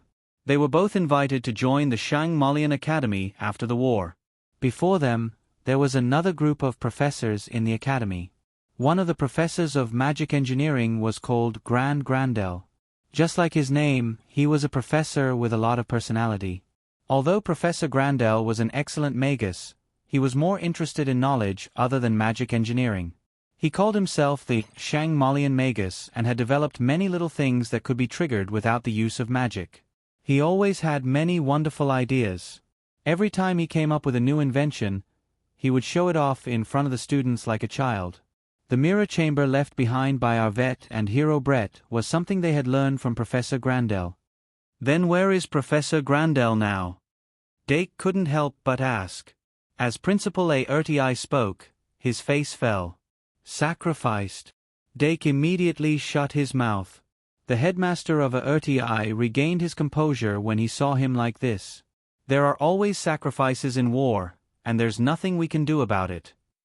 During the war, magical engineering technology wasn't as mature as it is now. As the headquarters of magical engineering innovation, our academy has always been a thorn in the side of the demons. Once, the academy was invaded by the demons. Professor Grandel stepped forward to protect the students and finally died in battle. However, his students didn't let him down. The students that Professor Grandel stood up to protect were the group of people who were later known as the Golden Generation.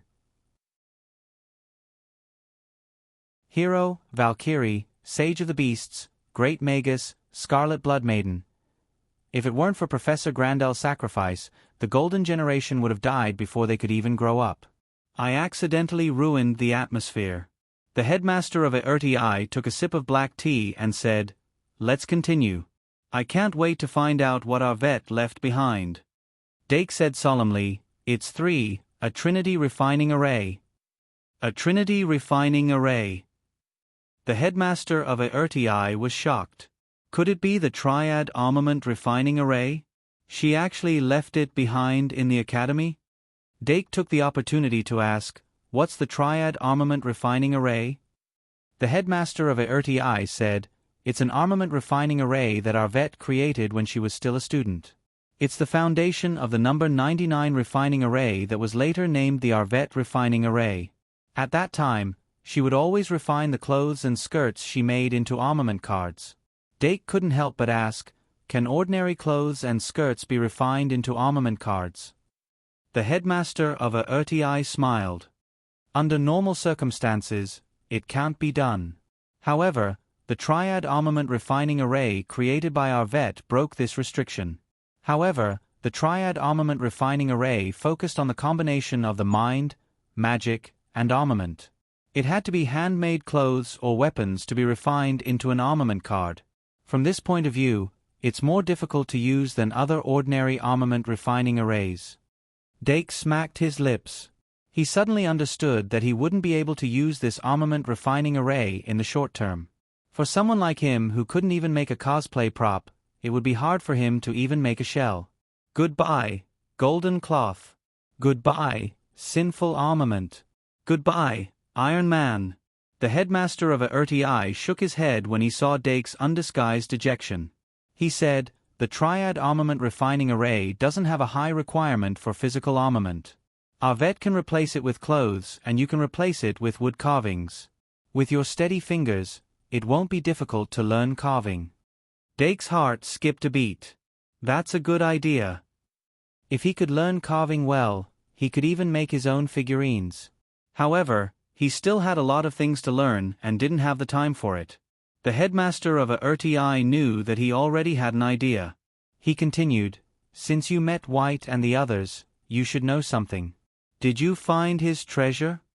Dake felt a little helpless when he thought about the hero's treasure. He told the headmaster everything he knew one by one. The headmaster of Aertii was stunned. "The hero's treasure is right next to the dragon's nest mirror room? And it's also a mirror room?" Dake nodded. "Yes. That vampire pierced through the wall, so I was able to help them." The headmaster of Aertii said helplessly, "That sounds like something Brett would do. What about the treasure he left behind?" Dake shook his head. "I'm not too sure about that." The headmaster of Aertii said, "Then tell me about the vampire." Dake said, "The vampire Vlad. I've been thinking about it for the past 2 days. He doesn't seem to have any memories." The headmaster of Aertii was surprised.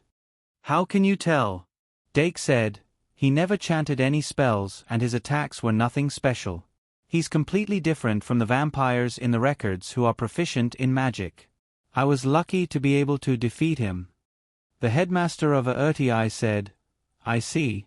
Then the possibility of an external invasion is much lower. However, that vampire is still very difficult to deal with.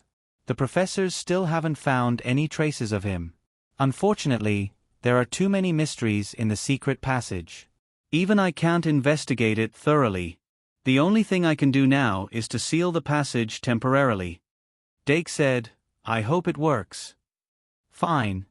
The headmaster of Aertii thought for a moment and suddenly asked, How much do you know about the Holy Grail?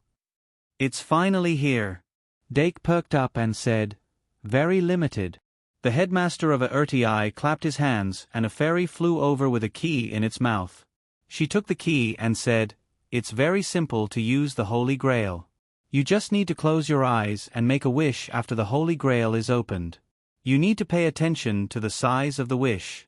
However, this standard varies from person to person. Some people can achieve a breakthrough in their magic power limit by making a wish, but some people can't even achieve a centimeter of growth. The most conservative choice is to make a wish with a material object.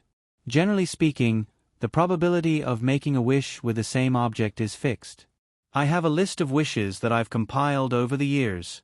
You can refer to it. As she spoke, she pulled open the drawer and took out a 4K-sized wish slip. The fairy flew to Dake's side with the list in its mouth. Dake caught it and looked at it carefully. This wish list listed a lot of wishes, and each wish was marked with a rough probability of being fulfilled. Among them, the probability of magic power increase and magic power breakthrough were different. The latter's probability was less than 10%. However, to be able to compile this data, it meant that many students had chosen the magic power breakthrough wish. Magic power was indeed a human's shortcoming. This was a very important wish for both the magicians of the past and the magisters of the present. Once they achieved a breakthrough in magic power with the help of the Holy Grail, their status as a magician or magister would immediately rise by one level. In comparison, the probability of magic power increase was more than 70%. Dake skimmed through it as quickly as possible and got a general idea of the rules of making a wish. The reason why the probability of magic power increase was much higher than magic power breakthrough was because the magic power increase wish didn't have a limit on the amount of magic power increase. It was very easy for the magisters to succeed when their magic power had yet to reach the limit when they were students. Seeing this, Dake more or less understood the range of the Holy Grail wishes. He continued reading. Material wishes were easier to fulfill and had a relatively fixed probability of being fulfilled. The probability of Candy House being fulfilled was more than 80%. Did this mean that there was enough of a base for this to be counted? In short, the easier it was to obtain an item, the easier it was to make a wish. And the rarer the item, the harder it was to make a wish. The probability of obtaining a legendary item through the Holy Grail was almost zero. Wait, it wasn't zero? Dake suddenly looked at the column labeled Legendary Item. The position of the probability of fulfillment was clearly written at 0. 1%. The probability was 1 in 10,000. More than 10,000 people had made a wish for a legendary item. Furthermore, one of them had succeeded in fulfilling his wish. Dake couldn't help but look up at Headmaster Aertii. What happened to the greedy ones having nothing? Headmaster Aertii could roughly guess what he wanted to say just by looking at his expression. He couldn't help but smile and say, You know, only those who have nothing are greedy. How could that be interpreted in reverse? Did you think that the language classes in my 9 years of compulsory education were taught by a physical education teacher? Dake's eyes widened. His various guesses about the Holy Grail were instantly overturned. The only 3 great wishing artifacts in the world might be more terrifying than he imagined. Headmaster Aertii's words were basically telling him that he could be greedy as much as he wanted. Even if he failed because of this, so what? Those wishes that had a high probability of being fulfilled could basically be obtained in reality. But since they could be obtained in reality, what was the point of wishing? This was a rare opportunity to make a wish. Of course, he had to wish for something that was difficult to obtain. No wonder so many people wished for a legendary item. At that moment, Dake couldn't help but want to make a wish directly to remove the demon god's bloodline. He wanted to make a wish that had a probability of less than 1 in 10 million. But he held back in the end. This was a rare opportunity. He wanted to lower his request.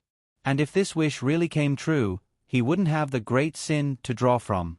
Let's just make a wish that was relatively more reliable. After a cup of tea's time, Dake put down the wish list. He already had an answer in his heart. Headmaster Aerti asked, "How about it? Do you want to make a wish tonight, or do you want to wait for a while?" Dake directly said, "Let's make it tonight. Strike while the iron is hot." Headmaster Aerti nodded. "Then follow me." Then she got up from her seat and walked to the room behind her. Dake originally thought that it was a secret room, but he didn't expect it to be a lounge with all kinds of equipment. Headmaster Aerti closed the door and walked to the blank wall, waving the golden key in her hand. Then she explained, "This is a door key. As long as you insert the key on a smooth surface, you can open a door that leads to a fixed location." As she spoke, she inserted the key into the wall. The point of contact between the key and the wall immediately rippled like the surface of water. The ripples quickly spread and actually turned into a door. Click. Headmaster Aerti turned the key, unlocked the door, and gently pushed it. An empty secret room with only the Holy Grail came into view. The Shang Malian Holy Grail was made of pure gold. In the eyes of ancient magicians, gold was a metal that contained magic power. It was often used to make precious magic tools. The Shang Malian Holy Grail was also known as the Wishing Cup. It was said that it was made by a god. Headmaster Aerti stepped into the secret room, and Dake followed closely behind. He carefully observed the style of the Holy Grail, and finally found a line of ancient inscriptions on the base. "The greedy have nothing. The unready have nothing." As if it had sensed someone approaching, the Holy Grail released a strange light. Headmaster Aerti raised her hand slightly, and Dake stopped. They were only about 2 meters away, but the aura of the Holy Grail was already clear. The headmaster didn't continue to move forward. Instead, she shook her hand and pulled out a magic wand from her sleeve. The magic wand was only the length of a finger, but with a gentle pull, it was stretched to the length of an arm. She raised the magic wand and gently touched the Holy Grail. Suddenly, spots of light slowly gathered in the Holy Grail. When the power of prayers in the Holy Grail is full, you can make a wish, and the Holy Grail will answer your prayer. The power of prayers in the Holy Grail rippled like wine. The deep color was like the starry sky at night, mottled and sparkling. The wine gradually filled the Holy Grail as if it was inviting someone to drink with it. Dake couldn't help but want to step forward, but with a light touch from Headmaster Aerti, he came to his senses. He couldn't help but feel frightened.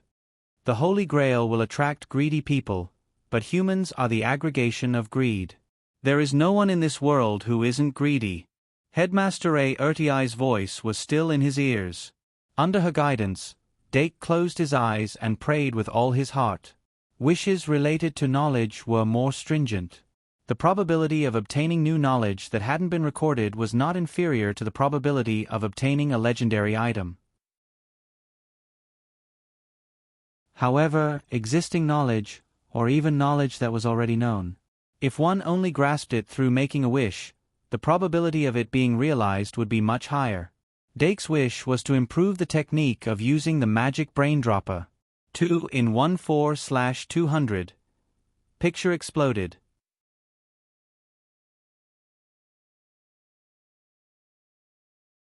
Chapter 224.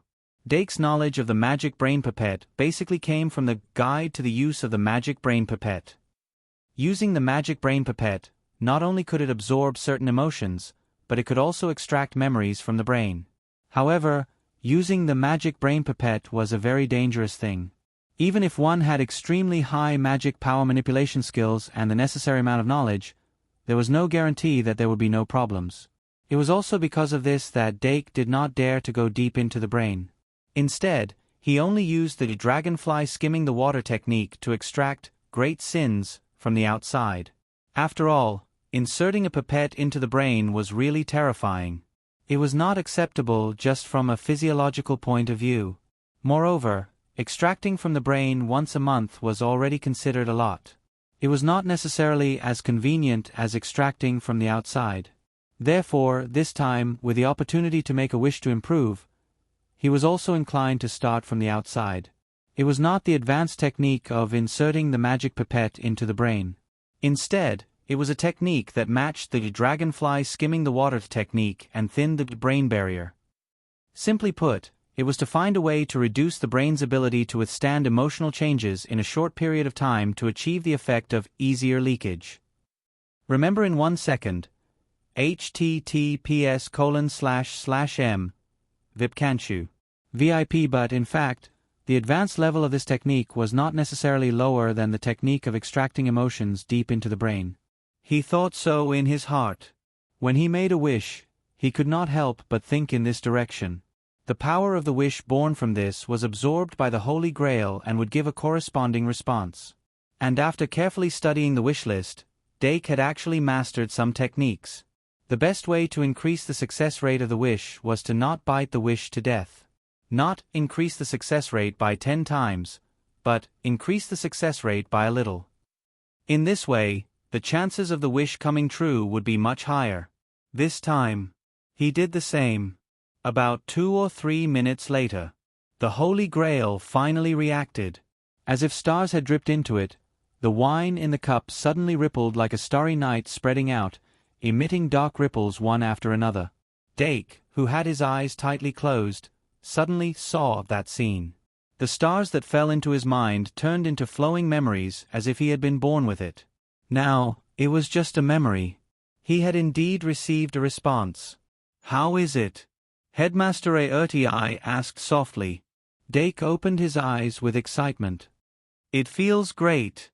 Principal Aertii smiled and said, "It seems like you've succeeded." Dake nodded slightly. "To some extent." Headmaster Aertii raised his wand again. "Then let's leave this place first." She pointed her wand at the Holy Grail, and the ripples that resembled the starry night quickly shrank. Then, the wine in the Holy Grail also gradually receded, leaving only a thin layer behind. The Holy Grail was still exuding its unique aura, but it was no longer as enticing as before. The two of them left the secret chamber. Principal Aertii locked the door and pulled out the key.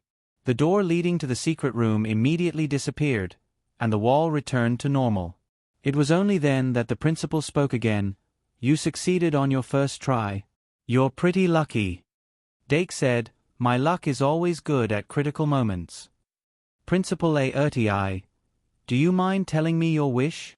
Dake, "Of course not." This was actually a necessary procedure after making a wish. Dake already knew this when Principal Aertii took out the wish list.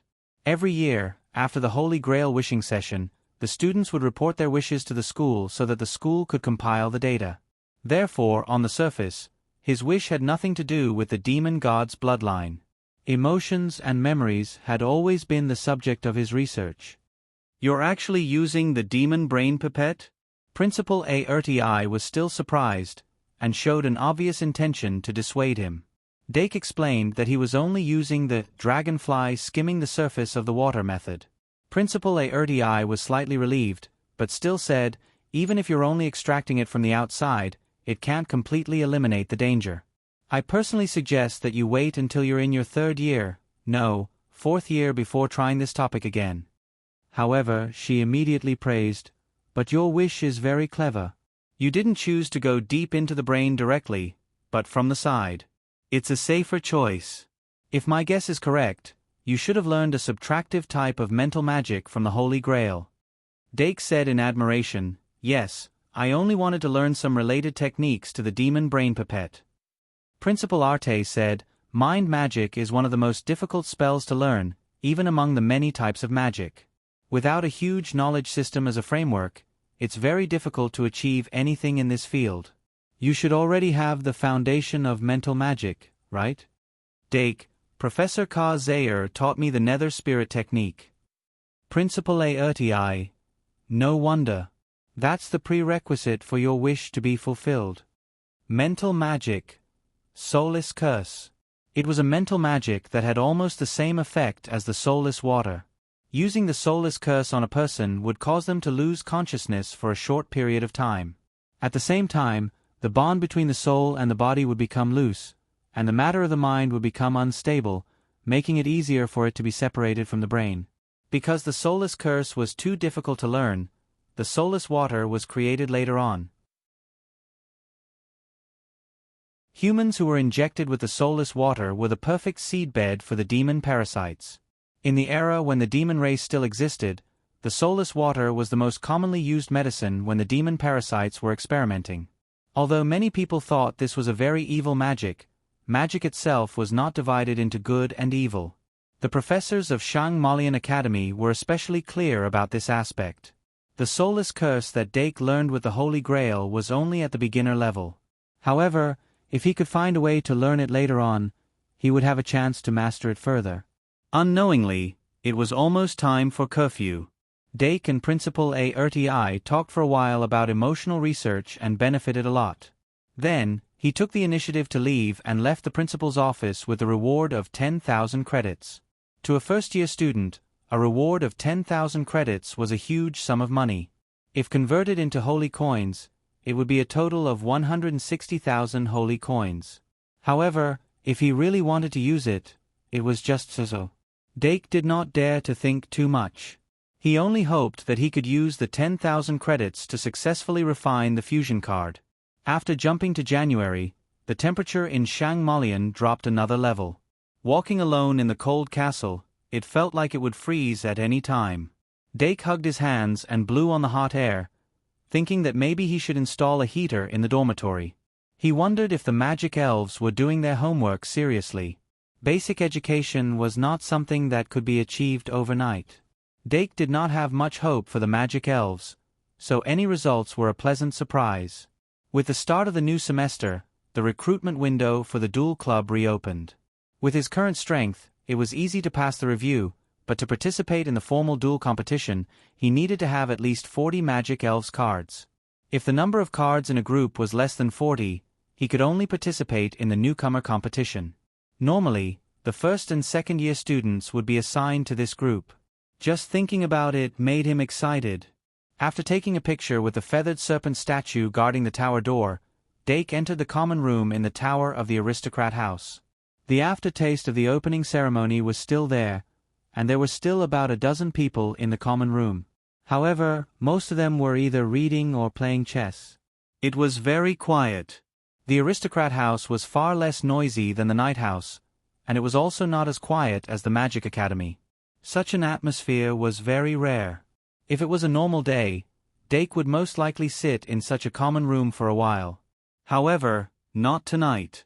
He still had many things to do. Click. The moment he unlocked the door, Dake clearly felt a large movement in the dormitory. When he pushed the door open and entered, he saw the magic elves sitting in a row obediently. Except for the trash slime, they were all doing their homework seriously. However, he only took a glance and knew that they were just putting on an act. They even learned to put on an act? Dake almost laughed out of anger. What followed was a thunderstorm. The two magic elves who did the least homework were taken out to reflect on their mistakes. Dake scolded them again for a while before taking out the experimental equipment and starting the Great Sin extraction experiment. There was not much time left tonight, so he could only do this experiment. Pride 105, Wrath 89, Greed 103, Bliss 106. Let's start with greed. No, let's start with the soulless curse experiment. Little evil magical beast. Here. The complete incantation of the soulless curse was very long. It would take at least 5 minutes to read it from beginning to end at a normal speed. However, using a simple incantation, this time could be shortened to a little more than a minute. The entry-level soulless curse used a simple incantation, and its effect was not as good as the soulless water. However, if the effect was too good, it would make Dake feel troubled. When a mage cast a spell, they could adjust the magic within a certain range. For example, they could remove some effects and increase the proportion of some effects. The soulless curse could cause people to faint. Dake relied on the soulless curse, mastered by the Holy Grail, to control the effects of fainting, and it would not cause the caster to become absent-minded. Moreover, the overall effect lasted for a very short time, only 3 minutes. In other words, there was no need for the entushing potion to return to normal after 3 minutes. If this level of soulless curse was placed in the normal magic evaluation system, it would definitely fail. However, what he needed was this kind of soulless curse that failed.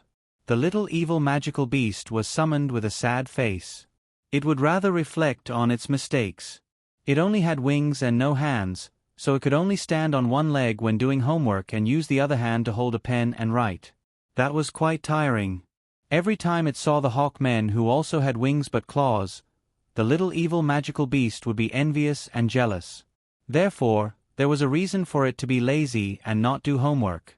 However, this reason would not work in front of Dake.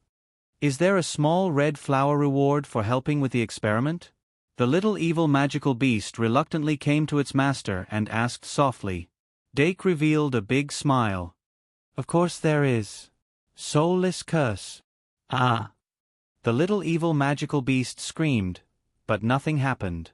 All the magic elves looked over curiously, allowing it to enjoy the experience of being an actor in the limelight. Dake then took out the happy card that he had not used for a long time. As the little evil magical beast was enveloped by the light of the happy card, the painful expression on its face disappeared in an instant, and a smile bloomed, looking satisfied. The effect is indeed more obvious than using the happy card alone. Dake tried to talk to the little evil magical beast in this state. He found that its thoughts were still clear. It was neither unconscious nor absent-minded. As long as it was controlled properly, it would not affect the progress of the experiment. It seems feasible. Originally, this was just a safety experiment. The soulless curse, given by the Holy Grail, met his needs in all aspects. Dake put away the happy card and waited quietly for 3 minutes. 3 minutes later, the little evil magical beast, who had made a fool of itself, cried and ran to the small bed. It crawled under the cute little blanket, only revealing half of its feet. When Dake was about to start the experiment of extracting the great sin, it ran back and desperately hinted at the little red flower. Dake gave it a little red flower and then confiscated it. The reward for helping with the experiment and the punishment for slacking off. Maybe this is a carrot and a stick, a combination of kindness and punishment. Dake couldn't help but laugh out loud. The little evil magical beast. Ah! After the soulless curse safety was verified, Dake began the official experiment. The subject of the experiment was not greed, but fury. His main goal was to see if the great sin that was less than 100 points could escape from the skull and then use the dragonfly skimming the water method to extract it. Before that, he had to use the underworld spirit spell to make his mind highly concentrated. The underworld spirit spell and the soulless curse seemed to conflict, but in fact, they weren't. The underworld spirit spell made one's mind highly concentrated, while the soulless curse made the outer barrier of the mind loosen. By guiding it with one's mind, the mind could be drawn out of the brain. Dake picked up the magic brain dropper, killed it, and then blew it dry. After a while, he suddenly narrowed his eyes and condensed his mind power. He had entered the underworld spirit state. Soulless curse. It was the first time he had cast a curse on himself, so Dake was inevitably a little nervous.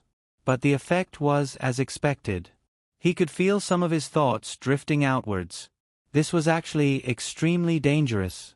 If he wasn't careful, it wouldn't be his emotions that drifted out, but his memories. But fortunately, his soulless curse was an inferior version, so it was still within his control. After that, Dake immediately followed the method of invoking emotions in the guide to using the magic brain dropper, and only used fury. But after a while, he gradually opened his eyes. It failed. Fury, stopped when it was still some distance away from the barrier, and it couldn't be lured out. Dake didn't feel discouraged because of this. He carefully recalled what he had felt just now, and then carefully thought about it. More than 10 minutes later, the second experiment began. This time, he gave up on Fury, and used the most familiar Pride as the experiment target. Release. Release. Release again. With his increasingly clear perception of Pride, he could clearly sense that the part of Pride that had spilled out of his brain had exceeded 5 points. 2 in 1, 41, 50 words.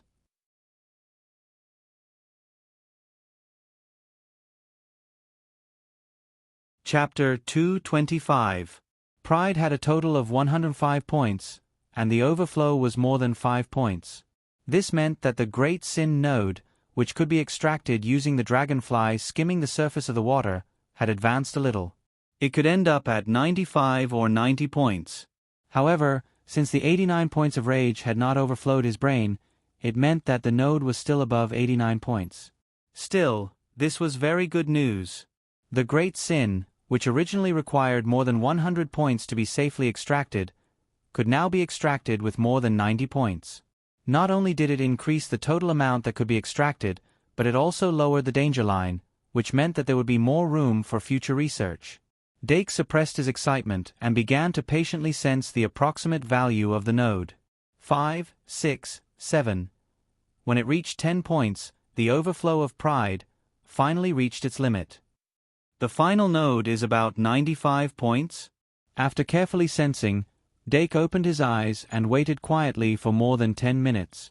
Then, he used the same method to increase the overflow of bliss. The first website was https://m Vipkanchu. VIP. The final result was that the current node was indeed around 95 points. The standard line of 95 points was pushed forward by 5 points compared to the previous 100 points. 5 points did not seem like much, but it was actually very significant. Because this allowed Dake to see a possibility. Everyone knew that Soulless Curse and Underworld Magic could be improved. Using Underworld Magic to increase the concentration and output of emotions, making Great Sin easier to be extracted. Using Soulless Curse to reduce the brain's sealing effect, making Great Sin easier to overflow. The former increases the amount that can be extracted at one time. The latter increases the upper limit of the amount that can be extracted. If I can keep lowering the standard line, not only can I guarantee the experimental materials, but I can also keep increasing the safety. Unfortunately, both Underworld Magic and Soulless Curse are extremely difficult to improve. Among them, Soulless Curse is even harder to improve than Underworld Magic. If I have the chance to use the Holy Grail, I can work on Soulless Curse. Dake put down his pen and took the magic brain dropper from the side, preparing to extract today's Great Sin. According to the original plan, he would extract a drop of greed as research material first. Then, he would consider other points. For example, collecting 7 points of greed to cultivate the fruit of greed. Or collect 10 points of pride to craft Pride 3.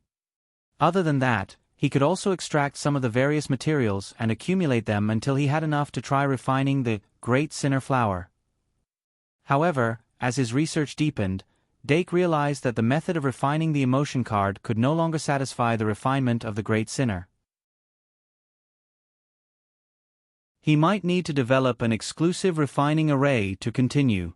If his judgment was not wrong, the probability of failure of forcibly refining the Great Sin pill without developing an exclusive refining formation would be very high, which would cause a lot of time and resources to be wasted. Therefore, he was now a little hesitant about accumulating Great Sins and refining Great Sins. Comparatively, cultivating Fruit of Greed and crafting Pride 3 were more attractive to him. The Fruit of Greed could be used to create a new magic elf. Pride 3 should be able to unlock Illusory Beast, Ivanus' new evolved form. Of course, if he gathered all 7 points of Pride to cultivate the Fruit of Pride, Fox, he might be able to create an evolved version of EV that corresponded to Fairy EV. In short, there were many choices. Dake picked up the magic brain dropper and placed the tip on his temple. Then, he used underworld magic and sucked out a drop of greed. Then he dripped that drop of greed into the thinking bottle and carried out the last step of the night: observation and recording. This drop of greed still had 5 points. It emitted an extremely faint and surprisingly familiar aura. Dake thought carefully and suddenly felt that the aura of greed and the strange aura emitted by the Holy Grail were slightly similar. This discovery made him feel very surprised. However, after thinking about it carefully, he felt that it made sense. It was as if this similarity was very reasonable. This made Dake have a question: greed, what is it? However, this kind of philosophical question was destined to have no fixed answer. He did not think for too long and got up to store that drop of greed in the worm tree. Then, he packed up his experiment tools and went to sleep. It was already very late, and he still had classes tomorrow. January 2nd, Tuesday. Shangmalian Academy finally welcomed the first day of the second semester of the school year. The class schedule for the second semester of the first year was basically the same as the previous semester.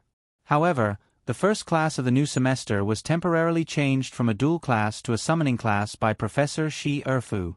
Moreover, it was said that magical beasts, which had never been taught before, would be taught at irregular times this semester. In addition, the dual club's recruitment was scheduled to be held this Friday afternoon. Other than these points that needed to be taken note of, there was nothing else. It was the first morning after the short break, and most of the first-year students had not recovered from their idle state. It was only when Professor Shi Erfu entered the classroom that the students instinctively stopped talking. Dake raised his head from the textbook and saw Professor Shi Erfu without any makeup as usual. His facial features were exquisite, and his face was delicate, but he was more perfect than a lady with full makeup. That ethereal beauty that was inherited from the elven bloodline was like the uncanny workmanship of nature, and it always made people feel ashamed of themselves. Dake occasionally thought that maybe his sullen behavior was a good thing for the students. Otherwise, the students' attention would be firmly attracted by his beauty, and how would they be able to study seriously? Every family has its own difficulties. Half of the first summoning class was spent listening to Professor Shi Erfu's speech.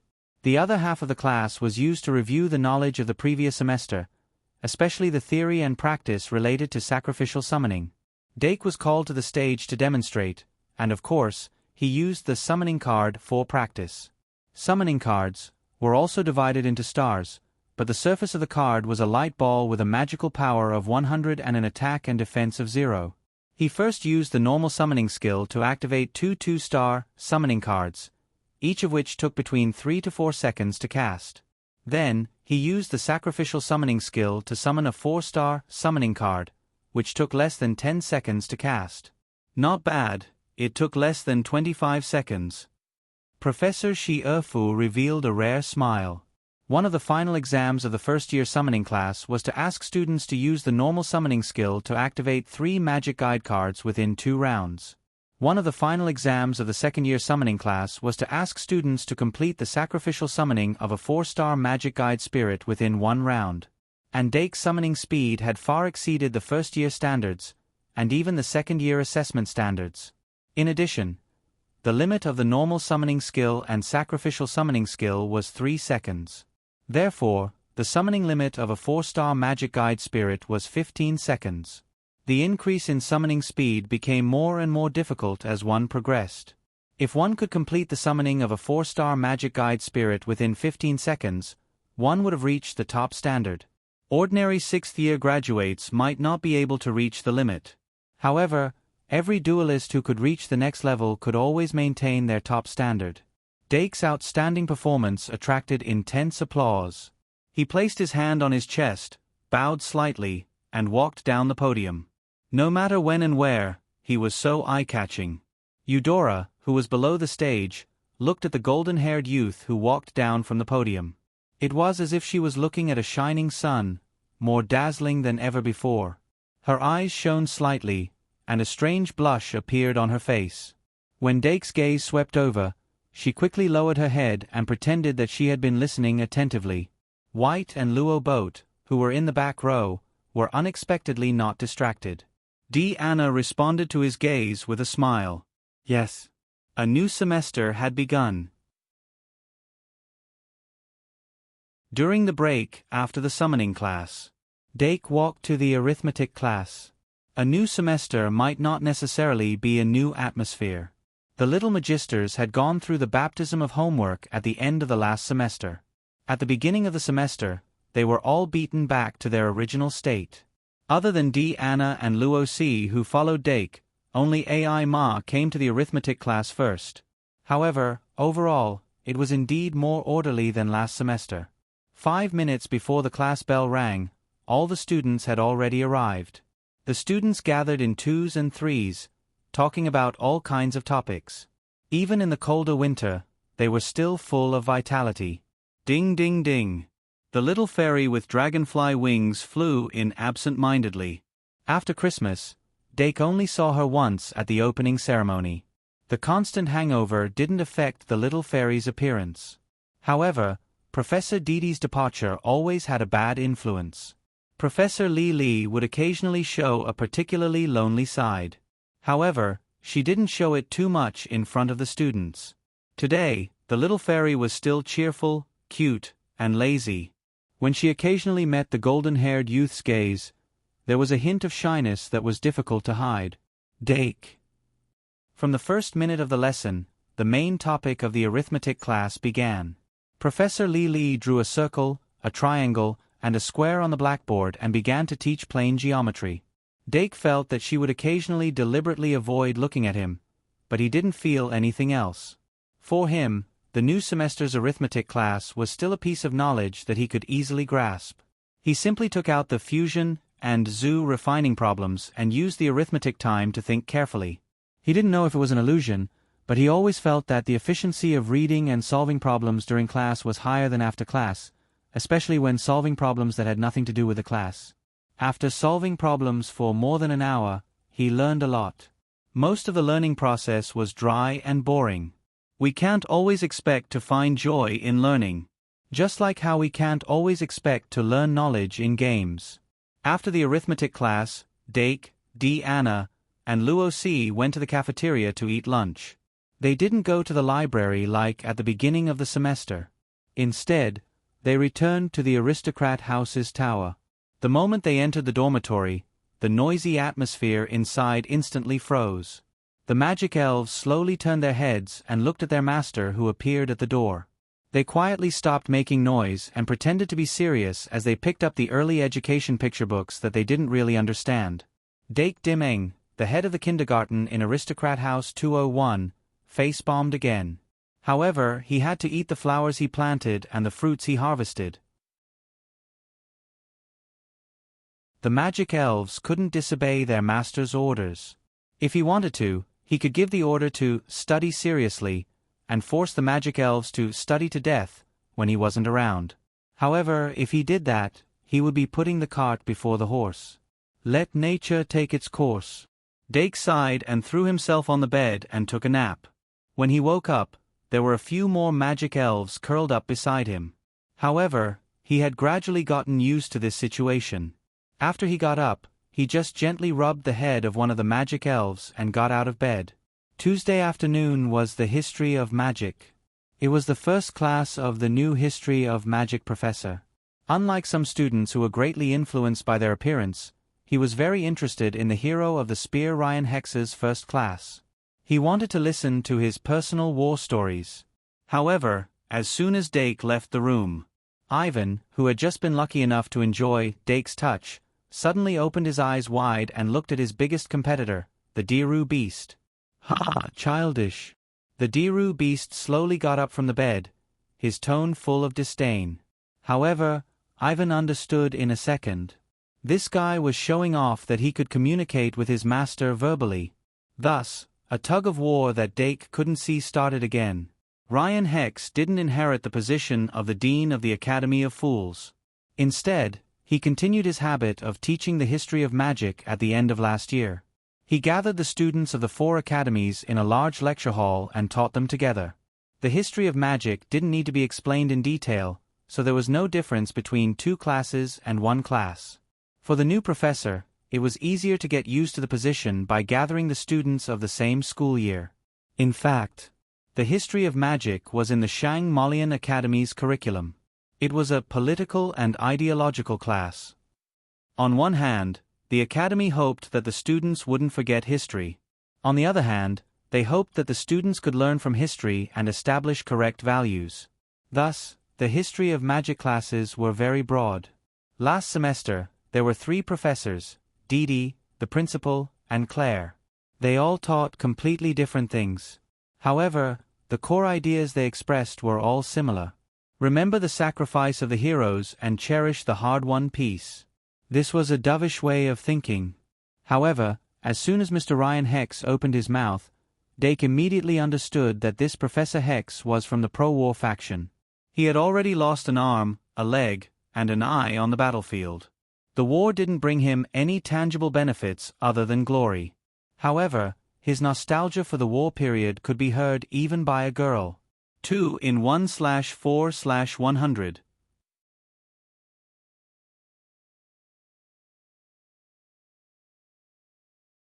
Chapter 226. Ryan Hux was not a hero at the end of the war. His era was at the end of the war, 20 to 30 years ago. At that time, the golden generation led by heroes such as the hero, the Valkyrie, and the saintess of the battlefield had not even been born. Although magical technology had appeared, it was still in a period of bumpy development and was far from being able to widen the gap with magic. Ryan Hux was an orthodox spearman. When he was young, he forged a spear from a dragon's spine and made many contributions. The battle that made him famous was the Violet Defense Battle that took place in Tomorrow's Canyon. At that time, in order to protect the Violet Princess of the Green Plains dwarf tribe, Hanks, who was in his prime, guarded Tomorrow's Canyon by himself. His dragon's pine spear was invincible, and he blocked the 3,000 demon army outside the canyon, not even half a step closer. According to eyewitnesses, the night was hanging low and the darkness was boundless. The dragon's soul roared like thunder, and a golden dragon soared up from the canyon, illuminating half of the sky. It was also after that battle that the Green Plains dwarf tribe changed their bad impression of humans and agreed to sign the 100 Races Treaty, which laid an indispensable foundation for the 100 Races Alliance. Back in the day, I was also a famous handsome man in the military. Remember the website, Vipkanshu. 6 Professor Hux could not help but stomp his prosthetic leg as he spoke. Princess Violet has adored me ever since that battle, but who am I, Hanks? Of course, I can't marry into the dwarf tribe and become their son-in-law. When I was your age, I was already conscripted into the army. I carried corpses on the front lines, and later on, I dominated the battlefield, riding a horse against 1,000. It was awesome. At that time, I was young and full of vigor, and I looked at everyone as if they were shorter than me. I only wanted to use my dragon's pine spear to pierce through the sky. The more Hank spoke, the more agitated his tone became. It was as if he had returned to that era. Beside him were his undefeated comrades, in front of him were the mighty demon army, and the whole sky was covered by yellow sand. Only by waving a spear could one see clearly. Suddenly, a student raised his hand and asked, "Professor Hux, is the Green Plains dwarf princess also green?" Hux was stunned for a moment before he laughed. Of course, the princess of the Green Plains dwarves is also a Green Plains dwarf. The Verdant Plains dwarves lived in the Verdant Plains for a long time. Due to the influence of the environment, they had green skin. The entire clan regarded green as beauty, and the Verdant Plains princess was naturally the green of the green. If he wasn't so green, he wouldn't have rejected Princess Violet's invitation so decisively. There were some low chuckles in the classroom. Professor Hex did not care. He was already in such dire straits that he had long since become accustomed to cold looks and mockery. He would not be displeased by a harmless laugh. Other than the occasional bragging, Professor Hex's lectures were quite practical. He was not like Professor Didi, who read by the book, nor was he like Headmaster Aerti, who focused on heroes. He was also not as knowledgeable as Professor Clare. He only had a detailed understanding of the war in the last era. Rather than saying that he was teaching the history of magic, it was more like he was teaching the history of modern wars. No matter how big or small the battles were, he could easily explain them. He was also very good at analyzing the meaning other than victory and defeat. However, between the lines, he always revealed his nostalgia for the war period and his preference for the life on the battlefield. Throughout his lectures, it was written that peace makes people corrupt. In any case, the students were very interested in the secret war stories that he would tell from time to time. Professor Hex would also try his best to answer the students' questions with humor. The overall atmosphere of this first magic history class was quite good. After the class, Professor Hex used his cane to support himself and limped out of the classroom. It wasn't until they saw his back that they suddenly remembered that Ryan Hux had left the battlefield as a loser. Which battle did Professor Harris lose in? Deanna leaned over and asked in a low voice. However, Dake was not an omniscient god. He could not just give the answer casually. However, Deanna showed a rare curiosity, so Dake took the opportunity and said, "If you are interested, you can go to the library and check it out." Deanna, okay. After the holidays, something seemed to be missing in the library. When the students entered the library, they always felt a little uncomfortable. After a while, someone remembered that there was a scenery in front of the counter that was missing. Senior Panduola did not make it to the first day of school. Dake asked Ms. Bella, who was the librarian. However, Ms. Bella shook her head and only said that Panduola asked for leave and would be back by the end of the week. Since there was a fixed schedule, Dake was not worried anymore. His life was back on track, but he spent a lot less time in the library. After all, there were still magic conductors waiting for him in the dormitory.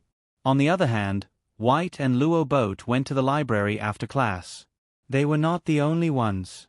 Because the Duel Club was going to recruit new members this Friday afternoon, many students who were looking forward to it but could not meet the requirements yet started to cram. White and Luo Boat were among them. White still had hope, but Luo Boat was a little far behind. Fortunately, the Duel Club's recruitment would last for 3 weeks this semester. Among all the clubs in the school, the Duel Club was the only one that recruited first-year students. All the other clubs could only be joined by second-year students. After returning to the dormitory, Dake set aside an hour to teach the magic conductors. After thinking about it for a long time, he gave up on the idea of making Greed Eye. From the looks of it, Greed Eye, which only needed 1 point of greed to make, would not have any use outside of research. At least, Greed 2 was needed to make it into the system. Therefore, he decided to wait a little longer and wait for the 1.5 points of greed to be drawn before making Greed 2. In addition, the number of draws for this month had been determined. There were 15 points of great sins that could be drawn. They were Frowny Face Greed, 3 Pride, 9 Bliss, 3 inches addition to the 1 point of Pride from last month. It was just enough to make Greed 2, Pride 3, and Bliss 2. The creation of Greed 2 was for research. The creation of Pride 3 was necessary. The creation of Bliss 2 was still to be decided. It was mainly to lower the quota of Bliss, so it could be saved temporarily. As for the current topic, he would continue to focus on fusion, and also learn about zoo. In short, before going to bed that night, he made Greed 2. Accidentally slept for 4.5 hours. Update half first.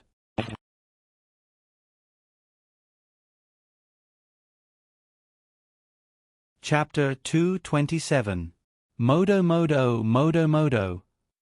Dake hurriedly grabbed the little fiend's wings with both hands to prevent it from pouncing on the little red flower in the drawer with a greedy expression. It was obviously meaningless to snatch the little red flower, but the little fiend's brain was already filled with naked greed. How could it think so clearly? On its forehead, the emblem representing greed was flashing. Pride's emblem was red, but after being refined into a card, it would be dark gold. Bliss's emblem was green, and after being refined into a card, it would be pink. Greed's emblem was purple, and after being refined into a card, it would be blue. Blue was originally the color of the sky, but Greed 2's blue had a dark hue, making people unable to help but feel greedy. Fairy Ibu.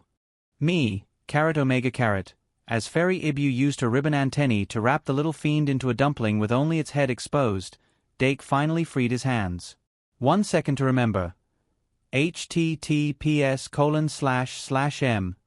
Vipkanchu. VIP picked up a pen and paper, and carefully observed the little fiend's forehead for a while, and then drew the emblem of Greed's great sin. In the center of Greed's emblem was a seal that looked like a lock, and above the seal was the astronomical symbol of Saturn, an H symbol. The outer circle of the emblem was an English circle, level 666 system, Mammon code. Greed below the seal, in the inner circle of the emblem, were the words, caution. Purgatory level 5, outer circle, level 666 system, Mammon code. Greed inner circle, warning. Purgatory level 5. 15 minutes later, the little fiend returned to normal and was rewarded with a little red flower. An hour later, Greed 2's cooldown was over, and Dake called little Ibu. Having witnessed the whole process of the little fiend's humiliation, Ibu obediently lay in Dake's arms, sticking out its little tongue to lick its master's face, hoping that its master would be merciful. After all, Dake was only a demon god trainee. He immediately activated Greed 2 and shone it on Ibu. Ibu immediately licked even more happily. Under the effect of Greed 2, Ibu-chan was raised from 1 star to 2 star as expected. Card name, Magic Beast. Type, Elf card. Level, 00. Race, Bird. Attribute, Normal, Magic Power, 500 Attack, 700 Defense, 300 Ultimate Skills, Imitation, Round Eyes, Desire. Constant Imitation, Greedy Round Eyes, Extreme Desire. Ultimate Skill, Round Pupil, Round Eyes.